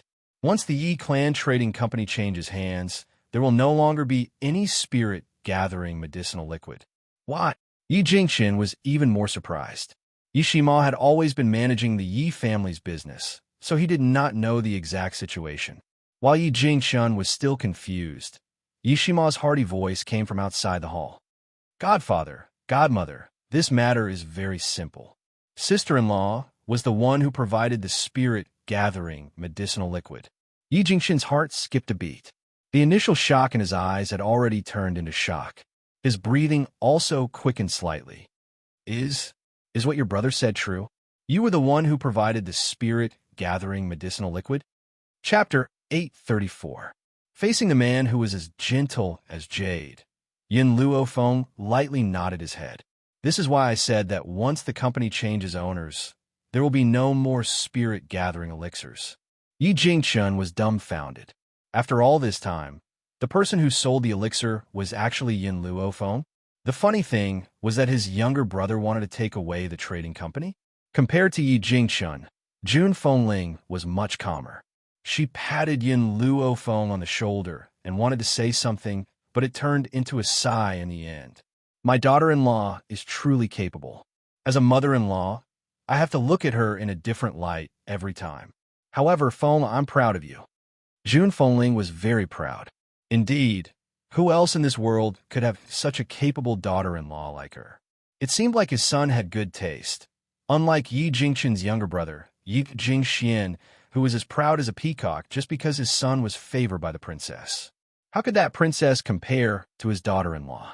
Feng Yi Jingxian smiled bitterly as he stroked Yin Luofeng's hair. You've really given me a fright. However, you must hide the things in your hands well. Don't let anyone else see them. Otherwise, it's inevitable that someone will try to steal them. Yin Luofeng narrowed his eyes slightly and smiled evilly. Since you already know the source of the spirit-gathering liquid, when the time comes, after extorting a sum of money, give the trading company to him. Also, before giving the trading company to him, take away all the valuable medicinal ingredients. Don't leave a single one for him. Yi Jingxian was dumbfounded. He originally thought that his wife was bad enough, but he didn't expect her to be this bad. When that time came, that bastard Yi Jingxian would definitely be in the mood to cry after receiving an empty shell of the business. Brother Yi, Jun Fengling raised her eyebrows and smiled faintly. In the past, I didn't care about your identity in the Yi family, but now that we have a child, I must give the child a bright future, so I want you to go back and take back what belongs to you. And Jun Fengling paused and narrowed her eyes. If Yi Jingxian knew we had a child, he wouldn't let us off so easily. We can only strike first. If you don't want to be the patriarch of the Yi family, wait until you get the power, then transfer it to someone else. I will never allow my child to be in danger. This was the reason why she wanted to go back and seize power. Anyone could be the head of the Yi family, but not Yi Jingxian. Otherwise, with his sinister character, he would definitely make sure that their family would never have a day of peace. All right, Yi Jingxian nodded slightly. I'll listen to you. For the sake of our child, I'll take back the Yi family's power. Jun Fengling smiled, her hand caressing her stomach, her face glowing brightly. That was the radiance of motherhood. Looking at the blissful smile on Jun Fengling's face, Yin Luofeng secretly made up her mind. No matter what, she would help Yi Jingxian and his wife resolve this potential trouble. No one knew when Yi Qi had appeared outside the hall, but she had heard everything Yi Jingxian and his wife had said when she remembered that the spirit-gathering elixir was taken out by Yin Luofeng. Her face flushed with shame. No wonder Big Brother was unwilling to take out the spirit-gathering elixir that day. It was all because of Yin Luofeng. If it were him, he wouldn't give the medicinal liquid to someone who was going against him either. Yi Qi bit her lips tightly. Through these days of reflection, she had understood many problems, just like what Yin Luofeng had said to her. In this life, the people who would harm her would never be her family. Chapter 835. If she had listened to Big Brother back then, there wouldn't have been so many problems. She wouldn't have been deceived by one person for so long. At this thought, Yi Qi glanced at the happy family in the hall again. Then, she turned around and slowly left the courtyard. Yin Luofeng seemed to sense something. He turned around slowly and stared at Yi Qi's receding figure. Humans were strange. If they didn't suffer a setback, they would never reflect on themselves. If it wasn't for Shui Ro Air's incident, Yi Qi would still be a willful little girl. She didn't even know where she had gone wrong. At the Air residence, in the depths of the forest, a tightly shut door slowly opened. Not long after, an old man in a green robe slowly walked out. When they saw him, everyone waiting outside the door knelt on the ground and said respectfully, "Congratulations on coming out of seclusion, Master." The old man nodded slightly. His gaze swept across the room and stopped on the man in front of him. "Xian, did anything happen while I was in seclusion?" "Father," Yi Jingxian said timidly, "ever since you went into seclusion, the elders in the family unanimously decided to banish Big Brother to Kargalik. Banishment meant that he would be expelled from the Ye family. Of course, Yi Jingxian wanted to push all the blame onto Yi Jingchun, but he knew that no matter how many lies he told, they would see through him. He might as well tell the truth. Fortunately, the old man only frowned and didn't blame Yi Jingxian. He only sighed helplessly. It's good that they left. At least it's better to stay in Kargalik than in the Ye family. If Jun Fengling hadn't been infertile, he wouldn't have passed the position of young master of the Ye family to Yi Jingxian. After all, as the head of the Ye family, how could he not have a son or daughter? But in reality, compared to his second son, he preferred the mature and steady Yi Jingxian. This was also the reason why Yi Jingxian hated Yi Jingxian. Yi Jingxian lowered his eyes. His previous submissive expression was gone, replaced by a flash of ruthlessness. Would leaving the Ye family give Big Brother a peaceful life? No, he would never let him off. As long as Big Brother was still alive, he could not be at ease as the young master of the Yi family. "Father," Yi Jingxian lifted his head and continued, "there's one more thing I need to report to you. Wen is currently on good terms with the princess of the royal family, and His Majesty has also agreed to this marriage. Once you come out of seclusion, they will arrange a date for the marriage." The princess of the imperial family, Jiang Mingyao, was the #1 beauty in the imperial city. Her beauty was unparalleled, her talent was extraordinary, and even her medical skills were outstanding. It was no wonder that Yi Jingxian was so proud to have such a perfect daughter-in-law. Oh, sure enough, after hearing this, the old man's heart was moved. Not bad, this is very good. Obtaining the favor of the royal family is more important to the development of our Yi clan. Yi Jingxian was delighted. As long as he was on the same boat as the royal family, no matter how strong Yi Jingchun was, he wouldn't be able to seize power from him. "Xiana, did anyone go to the back of the mountain while I was in seclusion?" The old man frowned slightly and asked in a calm manner. Yi Jingxian said respectfully, "Father, don't worry. The back mountain is the Yi family's forbidden area. No one has the guts to go there." "Is that so? Then I'd like to go to the back mountain to take a look." The old man felt a little uneasy, so after saying this, he walked to the back mountain without any hesitation. Chapter 836. However, before he could approach the back mountain, he realized that the aura that had been lingering around the back mountain all year round had disappeared. Instantly, His expression changed, and he slapped the back of Yi Jingxuan's head. Xian, how dare you lie to me? Even now, you still dare to say that no one has entered the back mountain? Yi Jingxian was stunned by the slap and stared blankly at the old man. Father, I really don't know what happened. Besides, isn't the back mountain a forbidden area? Who would have the guts to enter? The old man raised his hand angrily again, but in the end, he put it down helplessly. His elderly face was filled with anger. Do you know why the back mountain is called a forbidden area? Yi Jingxian shook his head. The Yi family's back mountain was where the Yi family's secret was. Even as the young master of the Yi family, he did not know much about the back mountain. The reason why the back mountain is called a forbidden area is because there's a person living there. No, you shouldn't call her a person. According to my father, your grandfather, there's a very powerful fox living in the back mountain. Fox? Yi Jingxian was completely dumbfounded. How could he not know that the Yi family had such a powerful spiritual beast?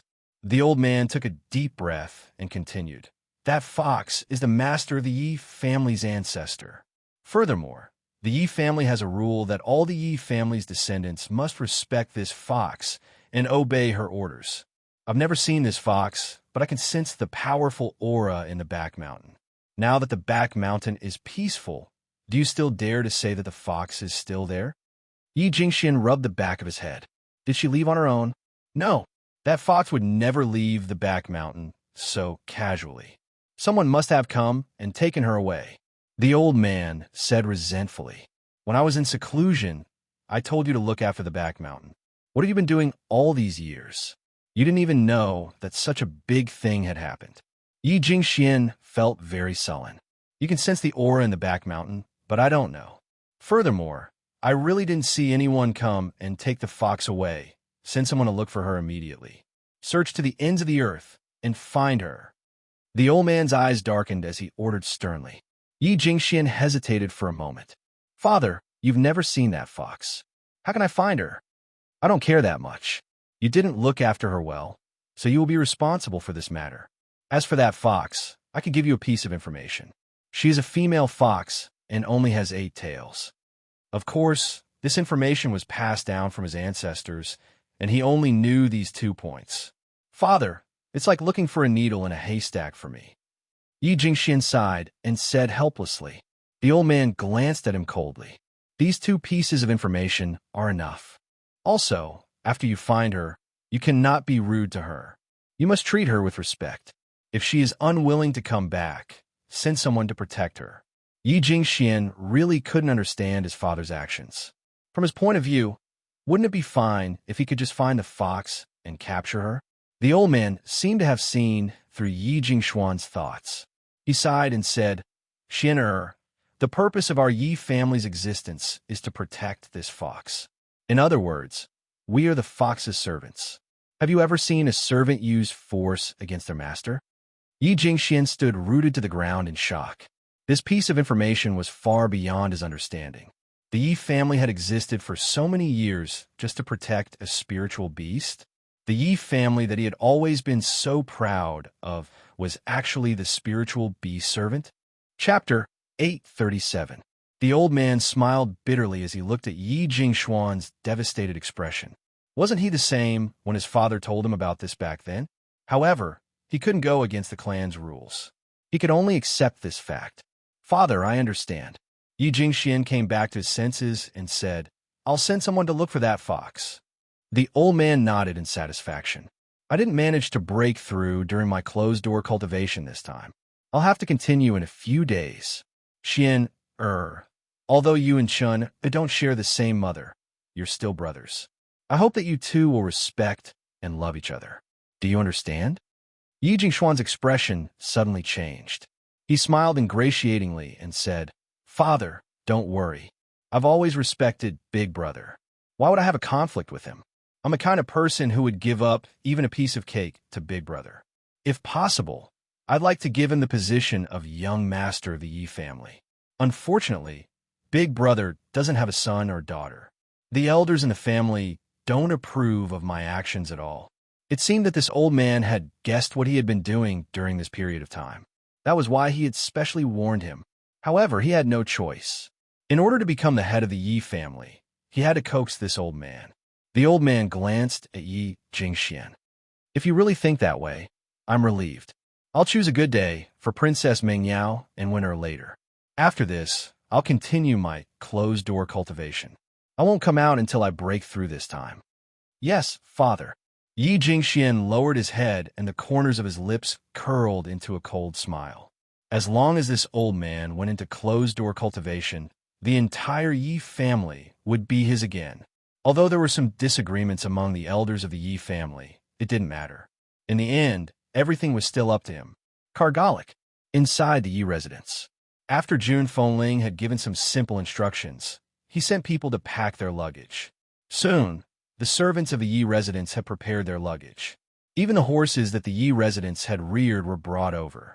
Of course, Yin Luofeng and Yin Xiao rode on the same horse. Yi Jingshun and his wife also rode on the same horse.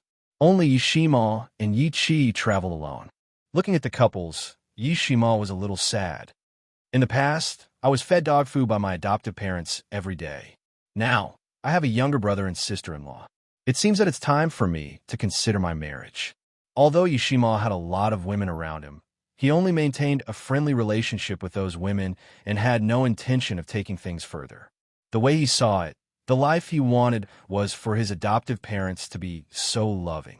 Before he found the person he loved, he would rather remain single. Yichi's gaze followed Yishima's. After hearing what he said, she felt a pang in her heart and lowered her eyes. She understood that her big brother would never choose her in this lifetime. In this way, she did not know how to face her sister-in-law in the future. Fortunately, her big brother had been single all these years, so she had never thought about this. Now that she thought about her future life, her heart clenched fiercely. Even the hand that held the horsewhip involuntarily tightened. Everything is ready. Let's go. Jun Fengling hugged Yi Jingxian's waist tightly and leaned her head on his back. A determined look flashed across her eyes. This time, I won't give in no matter what. Whether it was for the unborn child in her belly or for Yun Xiao and Yin Luofeng, she would never let anyone bully her. Chapter 838.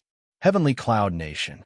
Outside the city gate, 2 guards stood motionless on the city wall, while the other one was checking the seals of the people who came and went. This seal represented the identity of the people in Heavenly Cloud Nation, so as to prevent enemies from sneaking in. Yi Jingshun pulled the reins of the horse and stopped at the city gate. The guards obviously knew Yi Jingshun, so they were stunned when they saw him appear.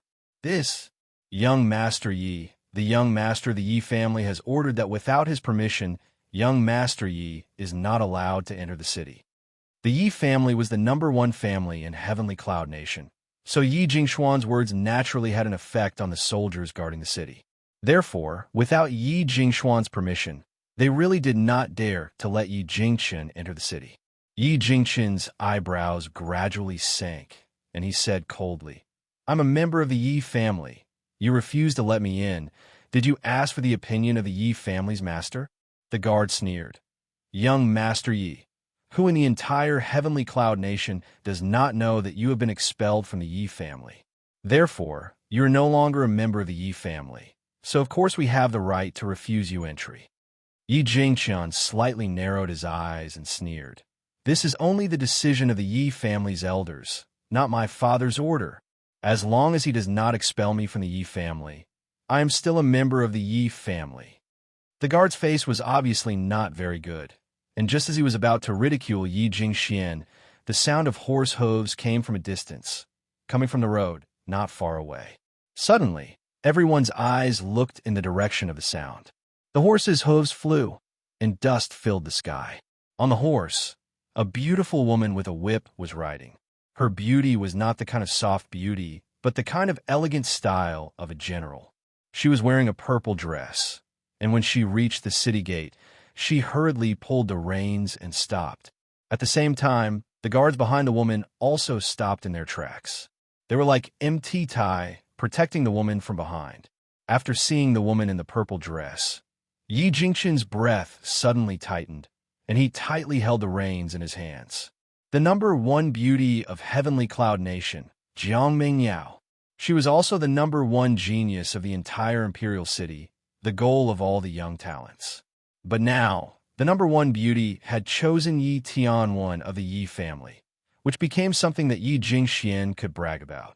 Yi Jingxian, I didn't think you would dare to come back to the imperial city. Jiang Mingyao's lips curved into a smile as she stared coldly at Yi Jingxian and his wife. Back then, you gave up on my imperial aunt and chose to be with this woman. Have you ever regretted it? In the face of Jiang Mingyao's question, Yi Jingxian only sneered, his voice firm. To me, Jun is the wife that I will spend the rest of my life with. No one else can be compared to her. So what if he was the son-in-law of the heavenly cloud nation? He did not care for this position. In this life, the only person who could move his heart was Jun. That was all. Good. I hope you still have the courage to say such words in the future. Jiang Mingyao smiled coldly and turned to the guards. Since they're back in the imperial city, let them in. I want to see what kind of storm they can cause in the imperial city. Hiya! After saying this, Jiang Mingyao waved the whip in her hand. Before she left, she threw out a sentence of disdain. Yi Jingxian, Jun Fengling, you should thank me. Without me, you wouldn't even have the right to enter the imperial city. Chapter 839. Jiang Mingyao did not even look at Yin Luofeng and the rest. It was as if they were not worthy of her attention. Yi Jingxian clenched his fists tightly. It was the first time he felt so powerless. Brother Yi, Jun Fengling raised her eyebrows. It's just a few words. How many times have I been mocked over the years? I don't care about what the world thinks. I'm not afraid as long as I can be with you.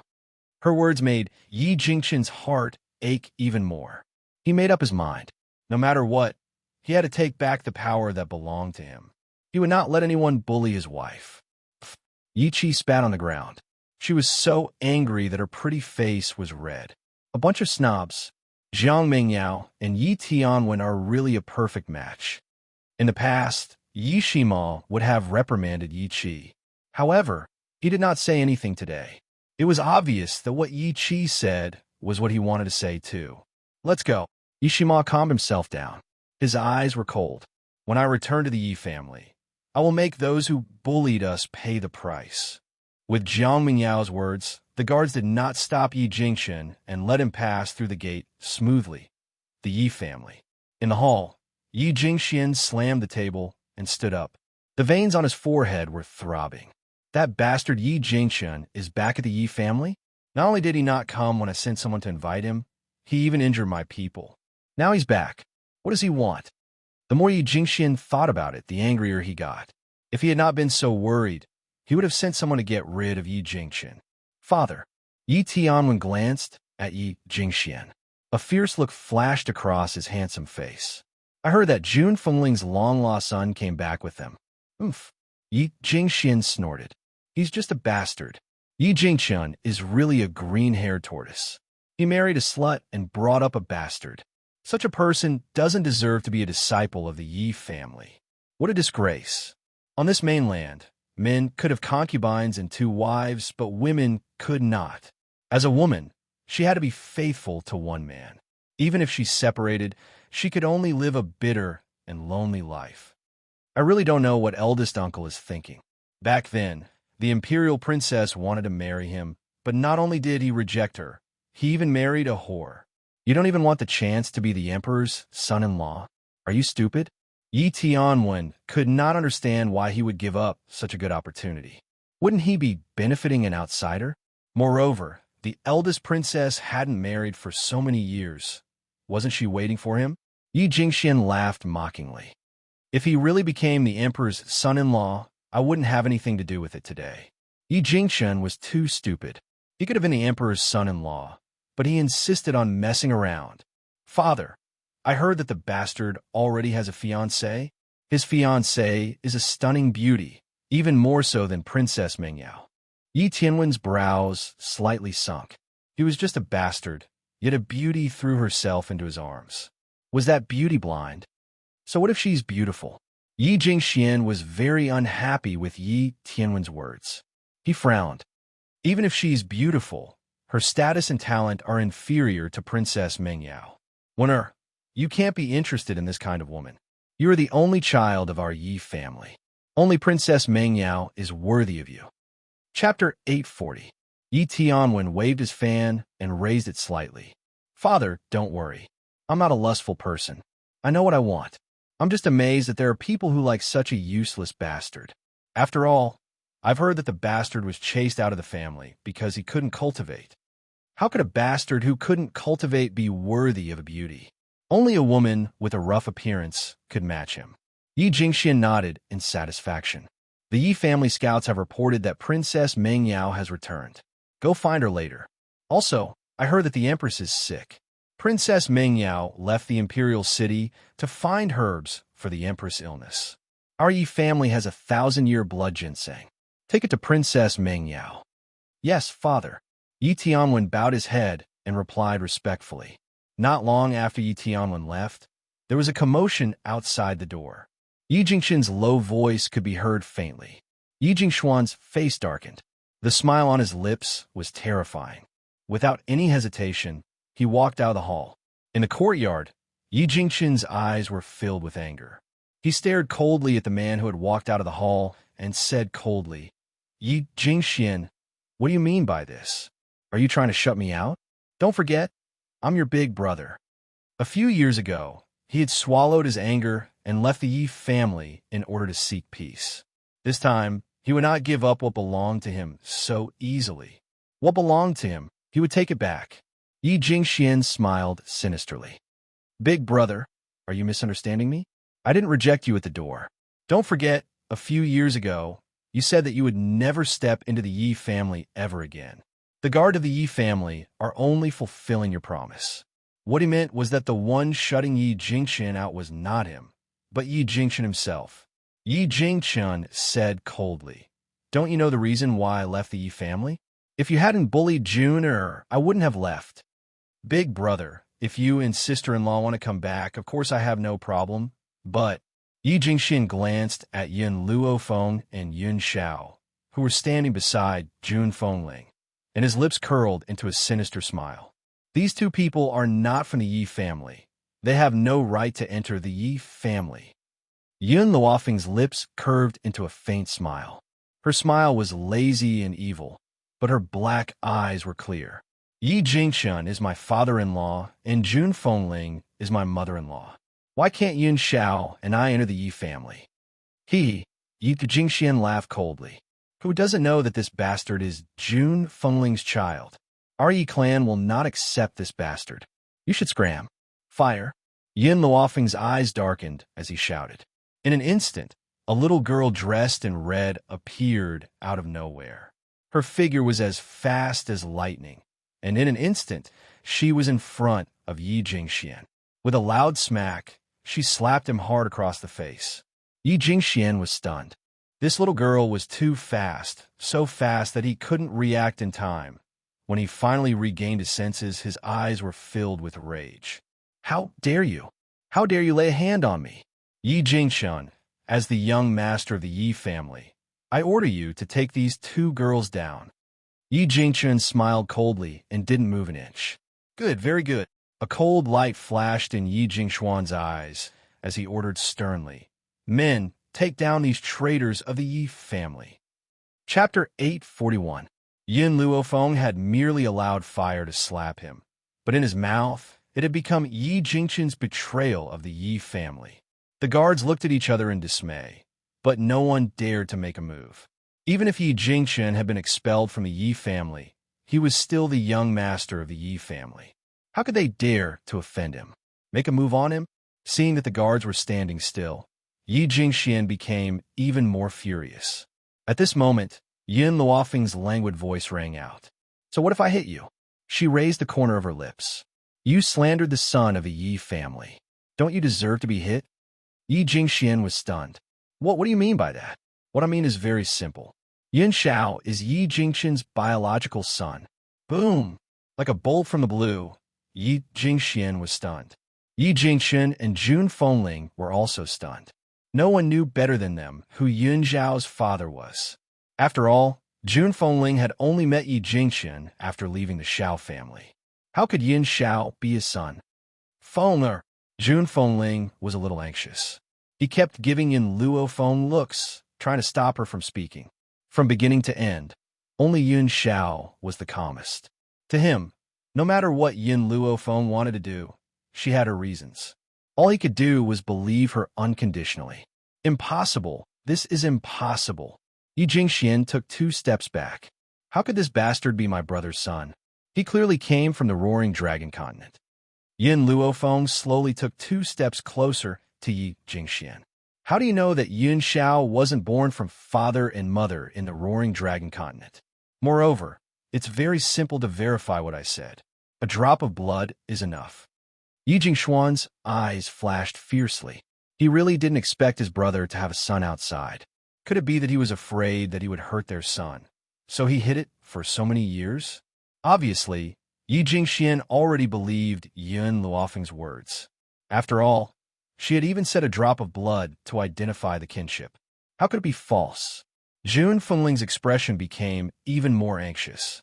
Once the blood test was done, it would be enough to prove that Yun Xiao wasn't Brother Ye's son. At that time, it would be very difficult to clean up the mess. Just as her heart was filled with anxiety, a voice suddenly sounded in her mind, exploding with a loud bang. "Don't worry, I will take back what belongs to you." Jun Fengling raised her head in surprise. At that moment, she met a pair of eyes that seemed to be smiling. That pair of eyes was so bright that it miraculously calmed her anxious heart down. Soul transmission. She could actually use soul transmission. Just how many things did this daughter-in-law of hers not know? I'll go discuss with the elders and choose a date to carry out the blood test. Yi Jingxian glanced coldly at Yin Luo Feng. If it turns out that this bastard isn't my eldest brother's son, I'll show you. With that, Yi Jingxian waved his hand and led a group of guards out of the courtyard, hurrying in the direction of the Elder Council. Only Yin Luo Feng and the others were left in the courtyard. However, she was still a bit worried, so she set up a barrier around the courtyard, making it impossible for others to hear what was going on inside. "Father, Mother, I know you have many things to ask me. You can ask them now." Yin Luo Feng shrugged. "Besides, no one will hear what you ask here." Yi Jingxian and Jun Fengling looked at each other and laughed bitterly.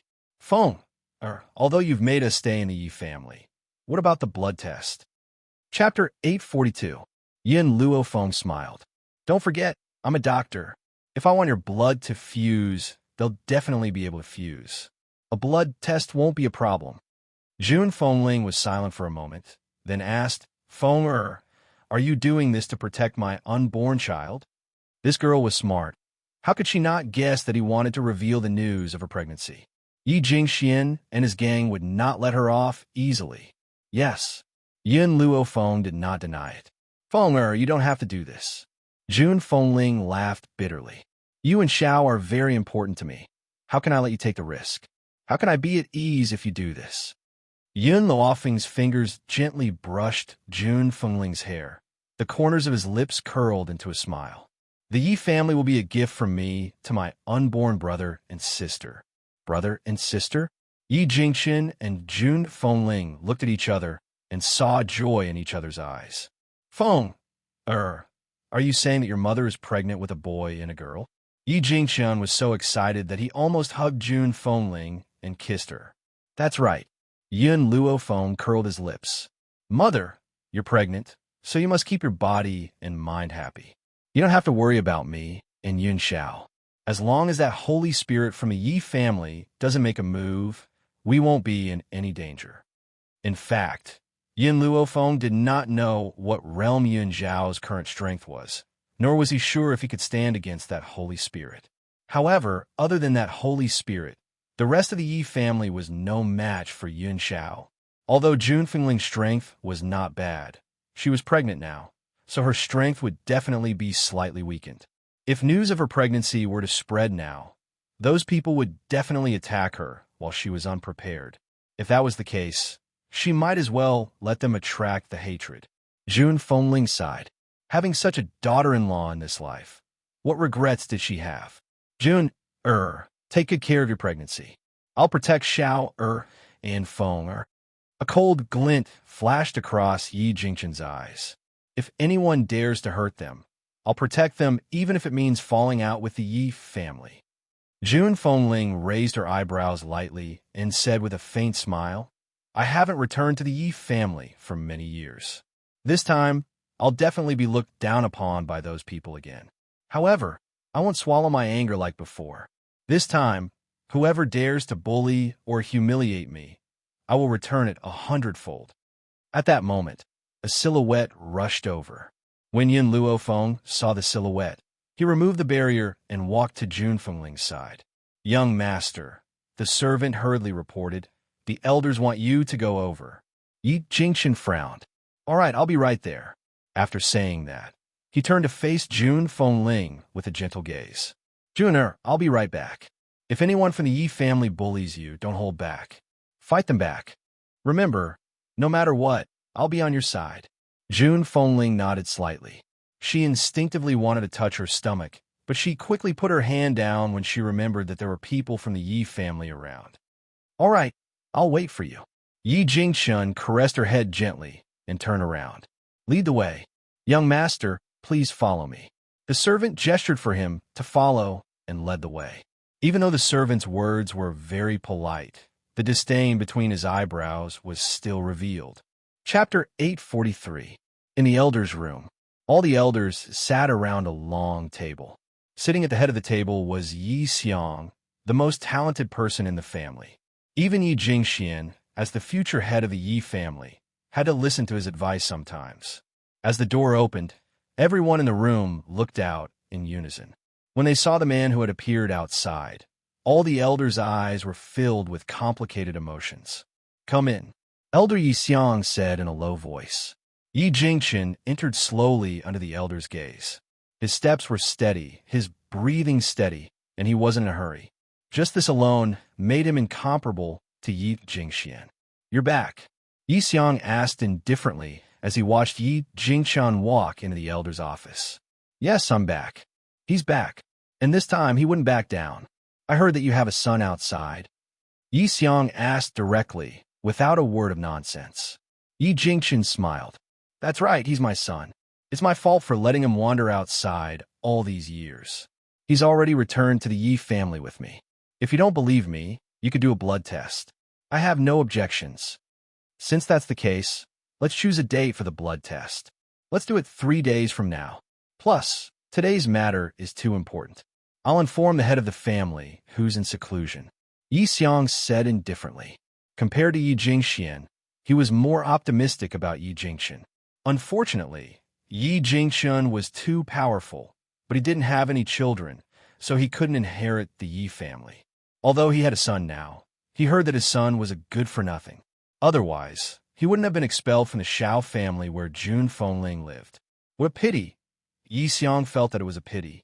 If his son had been so talented, he would have made Yi Jingqian the young master of the Yi family no matter what. Elders! Yi Jingxuan's eyes flickered. He stood up and chuckled. Now that my brother is back, there's no one to manage the business in Kargalik. Why don't I send someone over? Yi Xiang frowned. Kargalik belongs to your brother. It's not appropriate for you to do this. Elders, Yi Jingqian said with a fake smile. Kargalik is such a remote place. How can someone as noble as my brother stay there? I'll send someone to replace Big Brother. Yi Jingqian glanced at Yi Jingqian mockingly. It seemed that it was just as Fenger had said. His younger brother wouldn't give up on the business. Not only that, before he left, he had already cleared out all the medicinal ingredients in the business and brought back a few of his trusted aides. What was left for him was just an empty shell. Second young master, don't forget that you were the one who suggested transferring eldest young master to Kargalik. Why didn't you think that Kargalik was a remote place? Among the elders present, an elder dressed in green couldn't stand it anymore and retorted, Now, young master has developed Kargalik to such a prosperous state, and you want to take it back. Yi Jingxian looked displeased as he glanced at the green-robed elder who had spoken. I just wanted to go there and reflect on himself. Maybe he will realize his mistake and leave sister-in-law. Who knew that he would be so stubborn? Now I also feel sorry for him, so I let him come back to Yi family. Hearing this, the other elders who were usually in cahoots with Yi Jingxian also spoke up. Second young master is right. No matter what he does, it's for the sake of eldest young master. On the contrary, eldest young master bites Lu Dongbin like a dog and doesn't know what's good for him. He's been bewitched by a vixen and doesn't hesitate to go against his own brother. Chapter 844. Who knows if that bastard is really eldest young master's son? Maybe that vixen is deceiving eldest young master. To think that second young master still calls her sister-in-law. In my opinion, she's not worthy of entering the family. Eldest young master, you should really reflect on yourself. Where else can you find a good brother like second young master? Second young master has always been considerate of you, and even offered to return the position of young master to you several times. But what did you do? You're too heartless. The elders spoke one after another, causing Yi Jingxian to clench his fists tightly. First, since I'm a young master of the Yi family, you must treat me with respect. June is my wife. Who allowed you to be so rude? Yi Jingxian's eyes were cold, no longer as gentle as before. Second, whether Xiao is my son or not will be revealed in 3 days. Are you afraid of something by slandering him like this? The elders who had ridiculed Yi Jingxian were stunned. They had initially thought that Yi Jingxian was destined to be the young master, so they had done many things to hurt Yi Jingxian all these years with him. Now that Yi Jingxian had a son, they were indeed afraid. It was precisely because of this fear that they spoke without thinking. You want Kargalik's business?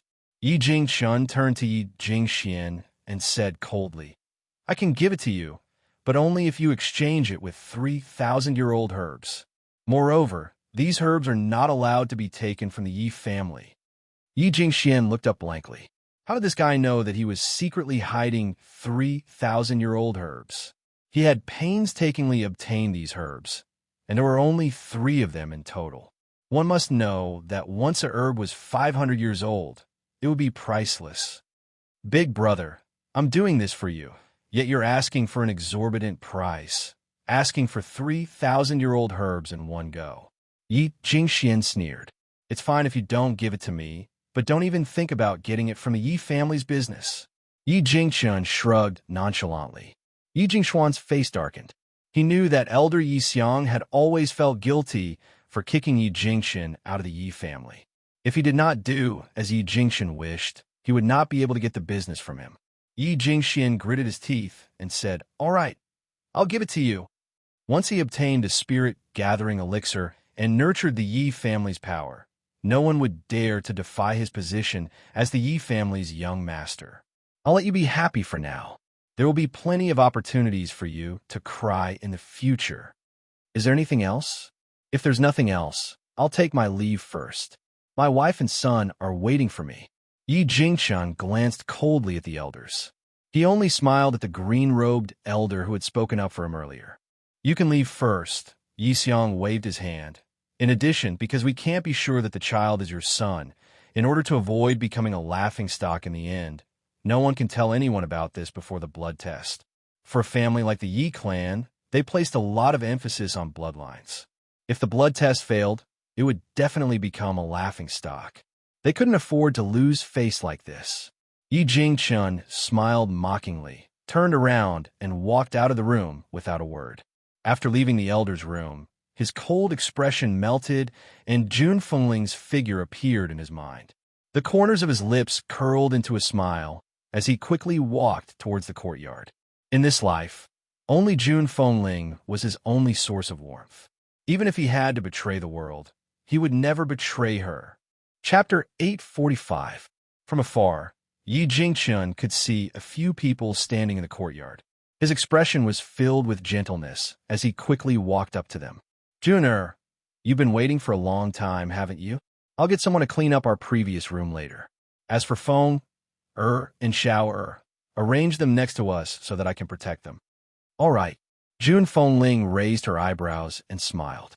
She turned to look at Yin Luo Feng and the others. If you're tired, go back to your rooms and rest.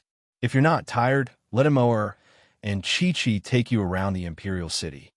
Hearing this, Yishima laughed heartily. Godfather, godmother, don't worry. Leave second brother and sister-in-law to me. Jun Fengling was naturally at ease with Yishima.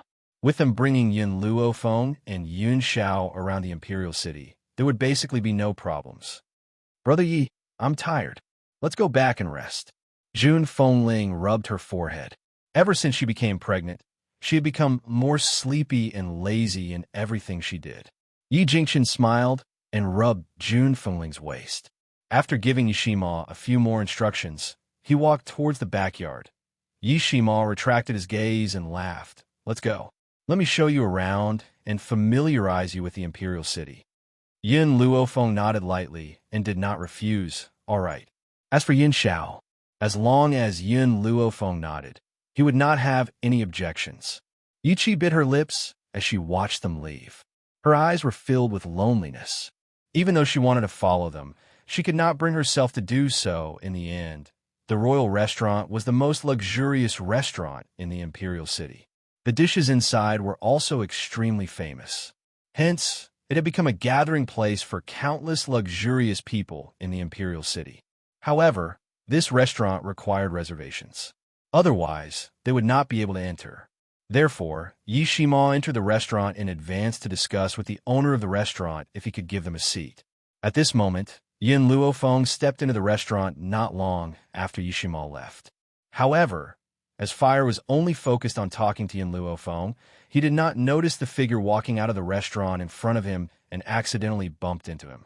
Originally, this collision would not have been a hindrance, but after colliding with the Fire, the old man seemed to be unable to withstand the heavy blow and fell to the ground, losing consciousness. Fire was stunned. She rubbed her head and said, "What is it? Is this old man trying to blackmail us?" Gu Shijio had heard of the word porcelain racketeering from Little M.O. It was said that there were many people who used porcelain racketeering in the world that Little M.O. had been to. In an instant, everyone in the restaurant turned to look at the people who had appeared at the door. "How dare you?" The two guards behind the old man reacted. They anxiously pulled out their swords and pointed at Fire, saying expressionlessly, "I suspect that you want to harm our lord. So, all of you, come with me immediately."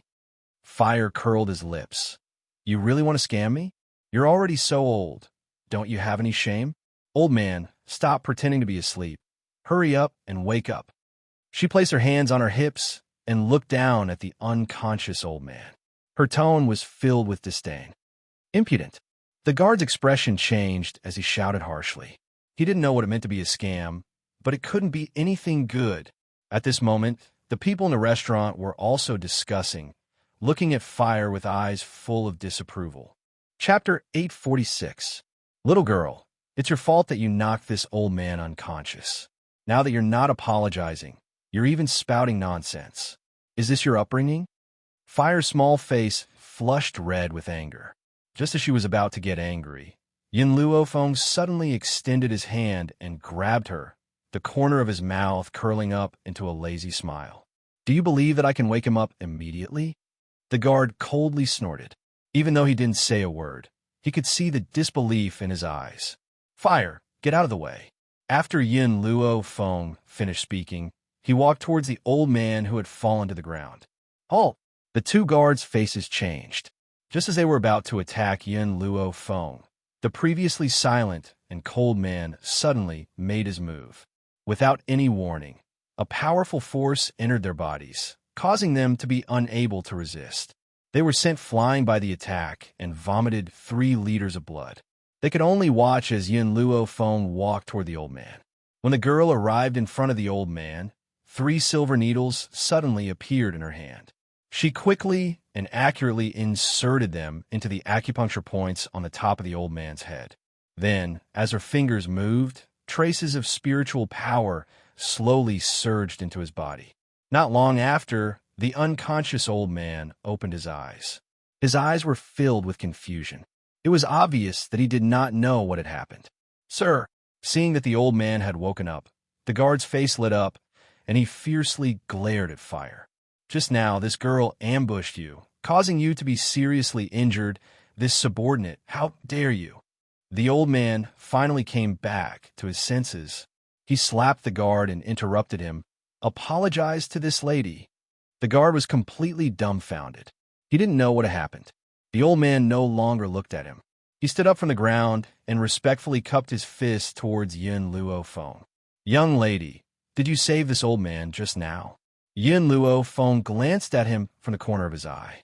"I just want to prove that the matter of you fainting has nothing to do with my sister. Fine, let's go." The old man still wanted to say something, but Yin Luo Feng did not give him the chance. After a moment, he disappeared in front of his eyes. He took a deep breath and said, "Investigate this girl's identity for me." "Yes, sir." The two guards cupped their fists and replied respectfully. Imperial Palace. In the Imperial study, a figure in bright yellow was reading through memorials. Perhaps it was because he had been too tired for the past few days. At this moment, the man's face was a little tired, and his complexion was a little sallow. "Your Majesty." A eunuch hurried over and reported, "Lord Xiantian is here." The man was startled and said, "Let him in." "Yes, Your Majesty." After the eunuch finished speaking, he hurriedly retreated. After a while, an old man in a flaxen robe walked in from outside the imperial study. If Yin Luo Feng was here, he would definitely be able to recognize this Lord Profound Heaven as the old man who had tried to blackmail him at the restaurant. "Xiantian, have you found a way to treat the Empress?" The man's voice sounded a little tired as he asked calmly. Ever since the Empress married His Majesty, they had been deeply in love. Unfortunately, as an emperor, His Majesty had too many helplessness. It was impossible for him to have 3 palaces and 6 courtyards. For the sake of His Majesty, the Empress had tolerated other women. Perhaps out of guilt towards the Empress, the Emperor had always treated her very well. However, the road to happiness was strewn with setbacks. For some unknown reason, the Empress and the First Lady of the Yi family, Jun Fengling, were unable to conceive. As the ruler of a country, His Majesty was under great pressure because of this. Chapter 847. What caused His Majesty to break down even more was the fact that the Empress had contracted a terminal illness not too long ago, and her days were numbered. To save the Empress's life, he had issued an order. Regardless of whether it was a prince or a princess, as long as they could save the Empress, they would be given the title of Crown Prince. His Majesty's infatuation with the Empress was clear. "Your Majesty, you know that I am suffering from an old illness. If it is not cured, I will faint at any time, and there is no way to treat it. There is no way to wake me up either." In the past, he would always keep track of the time and would not leave the house when he was in a coma. Hence, not many people knew about his old illness. Who would have thought that it would suddenly act up today? And then, the man furrowed his brows and asked. Xiantian smiled. "Then, I met a woman. She only gave me a few acupuncture needles, and I woke up. Hence, I believe that the woman's medical skills are extremely high, and no one in the Imperial Hospital can compare to her.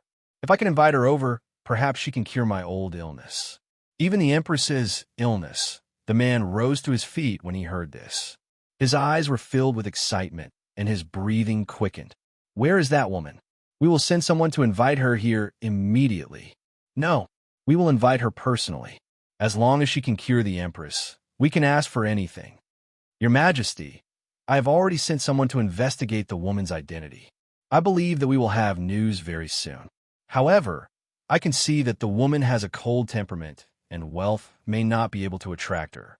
As such a powerful doctor, she must have no interest in wealth, but she should be interested in medicinal herbs, right? If she can cure the Empress, it doesn't matter if she has all the medicinal herbs in the imperial treasury." Xiantian was shocked and stared in astonishment at the man's excited face. He did not expect her to offer such a great temptation. "Xiantian, we have owed the Empress too much all these years. If we had not hurt her heart so often, we would not have caused her to be childless for so many years." The man laughed bitterly. "If we can cure the Empress, we can give up everything, even this country." "Your Majesty." Xiantian was shocked. He never thought that His Majesty would go to such lengths for the Empress. "You don't need to persuade us. We have regretted it for so many years. What's the point of having so many concubines? The weight of those women in my heart cannot compare to the Empress. Especially with the Empress' serious illness this time, Jean understands even more that Jean cannot lose her. Xian Tian lowered his head. I respect your majesty's wishes and will do my best to find that lady. Leave. The man waved his hand and sat down tiredly again. If there is any news of her, you must inform Jean. Jean will personally invite her to diagnose the Empress. Yes, your majesty. Xian Tian cupped his fists and retreated. As soon as he stepped out of the imperial study, he saw Jiang Mengyao walking towards him. In Tianyan Nation, doctors had a high status, especially Xian Tian, who was the head of the imperial physicians. He didn't need to salute anyone except the emperor. Therefore, when he saw Jiang Mengyao walking over, he only nodded in acknowledgement. Master Xian Tian. Jiang Mengyao stopped in her tracks and smiled. I have some questions about medicine that I don't understand. Can I ask you a few questions? Xian Tian frowned and said, I'm sorry, Sixth Princess. I still have some matters to attend to. I'm afraid I don't have the time to teach you. Jiang Mengyao was startled, but she quickly regained her senses. She smiled and said, It's all right. When Master has time, Mengyao will ask you a few questions. She then pushed open the door of the imperial study and walked in. Chapter 848. Sister-in-law, did something happen to you at the restaurant earlier? Yishima scratched the back of his head and asked in confusion as they walked along the busy street. Nothing. Yin Luofeng smiled. It's getting late. We should head back. Nothing happened. Then why did the people who were eating at the restaurant peek at you before we left? Sister-in-law, since you've come to the imperial city, I have to protect you as your brother. I can't let anyone bully you. Yishima patted his chest and said confidently. Yin Xiao could not stand Yishima acting like a hero in front of Yin Luofeng. He glanced at him coldly and said, She has my protection. She doesn't need you. Her words didn't affect Yishima, so Yin Xiao added, You won't be able to protect her with your abilities. Yishima was speechless. Yin Xiao had hit his sore spot. Although he thought that he was talented, he could not be compared to Yin Xiao. Yi Qi, you're just a dog adopted by the Yi family. How dare you bark at us? Have you forgotten that you're a dog? Suddenly, an arrogant voice was heard on the busy street, attracting Yun Luofeng's attention. Yi Qi was surrounded by a group of people not far away. Her pretty face was flushed, and her eyes were filled with resentment. Yi Tianlin, I wouldn't have scolded you if you hadn't badmouthed my adoptive mother. You're the one in the wrong. I'm not at fault. Yi Qi bit her lip. Besides, even if I'm an adopted dog, I'm still the dog of my adoptive parents. What does that have to do with you? Oh, what a protective dog. Yi Tianlin laughed. Don't forget, all these years your food, drink, and expenses have all been paid for by the Yi family. You'll do whatever I ask you to do. Now crawl between my legs. Otherwise, I'll make life miserable for both you and Yishima. Yi Qi clenched her fists angrily. In the end, she could not hold back her anger and punched Yi Tianlin in the face. 2 streaks of blood flowed from Yi Tianlin's nostrils. He wiped the blood from his nose, and his face darkened. Damn girl, how dare you attack this young master? Do you think your adoptive parents can protect you? Don't forget, the imperial princess is this young master's future sister-in-law. Yi Qi regretted it as soon as she punched Yi Tianlin. She couldn't help stepping back, but she was still unwilling to be outdone by Yi Tianlin. She said firmly, What's so great about a royal princess? My sister-in-law is much better than her. Yi Tianlin sneered. Your sister-in-law? Are you talking about the wife of that bastard that Jun Fengling brought back? How could she be compared to the imperial princess? What a joke. Was her medical skills better than the princess, or was her family background better? Let me tell you, Princess Mingyao's master is a doctor who is second only to Master Xian Tian in Tianyan Nation. How do you think she can compare to Princess Mingyao? Of course, it was medical skills. In the beginning, when Yi Qi didn't know Yun Luofeng's identity, she had looked down on her just like everyone else. Furthermore, she had been used by Shui Roer, so she thought that Yun Luofeng was useless. But later, when he learned that she was Yun Luofeng, he never looked down on her again. Moreover, Yun Luofeng had cured her adoptive mother's infertility. How could Princess Mengyao compare to such powerful medical skills? However, Yi Qi knew that she couldn't let anyone else know about this, so she bit her lip and kept quiet. Chapter 849. Seeing Yi Qi backing away, Yi Tianlin became more and more pleased with himself. He raised his eyebrows and said, Yi Qi, you must remember that you're just a dog in the Ye family. When your master feeds you, just wag your tail and beg for mercy. Don't even think about resisting. Yi Tianlin said. Yi Qi glared at Yi Tianlin fiercely. Who would have thought that her glare would completely enrage Yi Tianlin? Damn girl, you still dare to be so arrogant. Men, give this girl a good beating. Yi Tianlin clenched his fists and ordered coldly, with a gloomy expression on his handsome face. Not only had this girl dared to hit him, but she was also unrepentant. Today, he would teach her a lesson. Yes, young Master Lin. In an instant, the group of guards behind Yi Tianlin rushed towards Yi Qi. One of the guards grabbed Yi Qi's arm tightly, while another threw a punch at her. In an instant, half of Yi Qi's face swelled up like a pig's head. Tears welled up in her eyes, but she stubbornly refused to let them fall. She glared at Yi Tianlin with her pretty eyes full of grief and indignation. Damned girl, who gave you permission to look at me like that? Yi Tianlin walked up to Yi Qi with his head held high. He held her chin tightly with his fingers and said with a creepy smile, What's the use of keeping a dog that dares to betray its master? Yi Tianlin raised his hand and slapped Yi Qi's face fiercely again. Yi Qi was so frightened that she closed her eyes and her eyelashes trembled slightly. However, she did not feel any pain from the slap. Her eyelids trembled and she slowly opened her eyes. The man's back was facing Yi Qi. The hem of his clothes fluttered in the wind. His back was very thick, like a mountain, and it was very reassuring. In an instant, Yi Qi's heart skipped a beat. She stared at the man in front of her in a daze as an indescribable feeling surged into her heart. Yi Tianlin. The corners of the man's lips curled into a cold smile. His handsome face was curled into a mocking smile. It seems that you've forgotten how I chased after you and beat you up a few years ago. Why? Now you want the old dream to come true? A trace of panic flashed in Yi Tianlin's eyes, but he forced himself to calm down. He gritted his teeth and said, Back then, my uncle had a very high position in the Yi family, so I didn't dare to make a move against you. But now, my father is the head of the Yi family. What right do you have to go against me? What goes around comes around. Yi Jingqian used to have the highest status in the Yi family, but he ended up marrying a hen that couldn't lay eggs. Moreover, for so many years, for a woman who couldn't even bear a child, he wasn't even willing to take a concubine. As a result, the elders of the Yi clan became increasingly disappointed with him and even transferred their power to their own father. Yi Shima raised his eyebrows and sneered. A few years ago, when I first came to the Yi family, I was able to beat you up so badly that you didn't dare to appear in front of me. A few years later, I can do the same. If you don't believe me, you can try.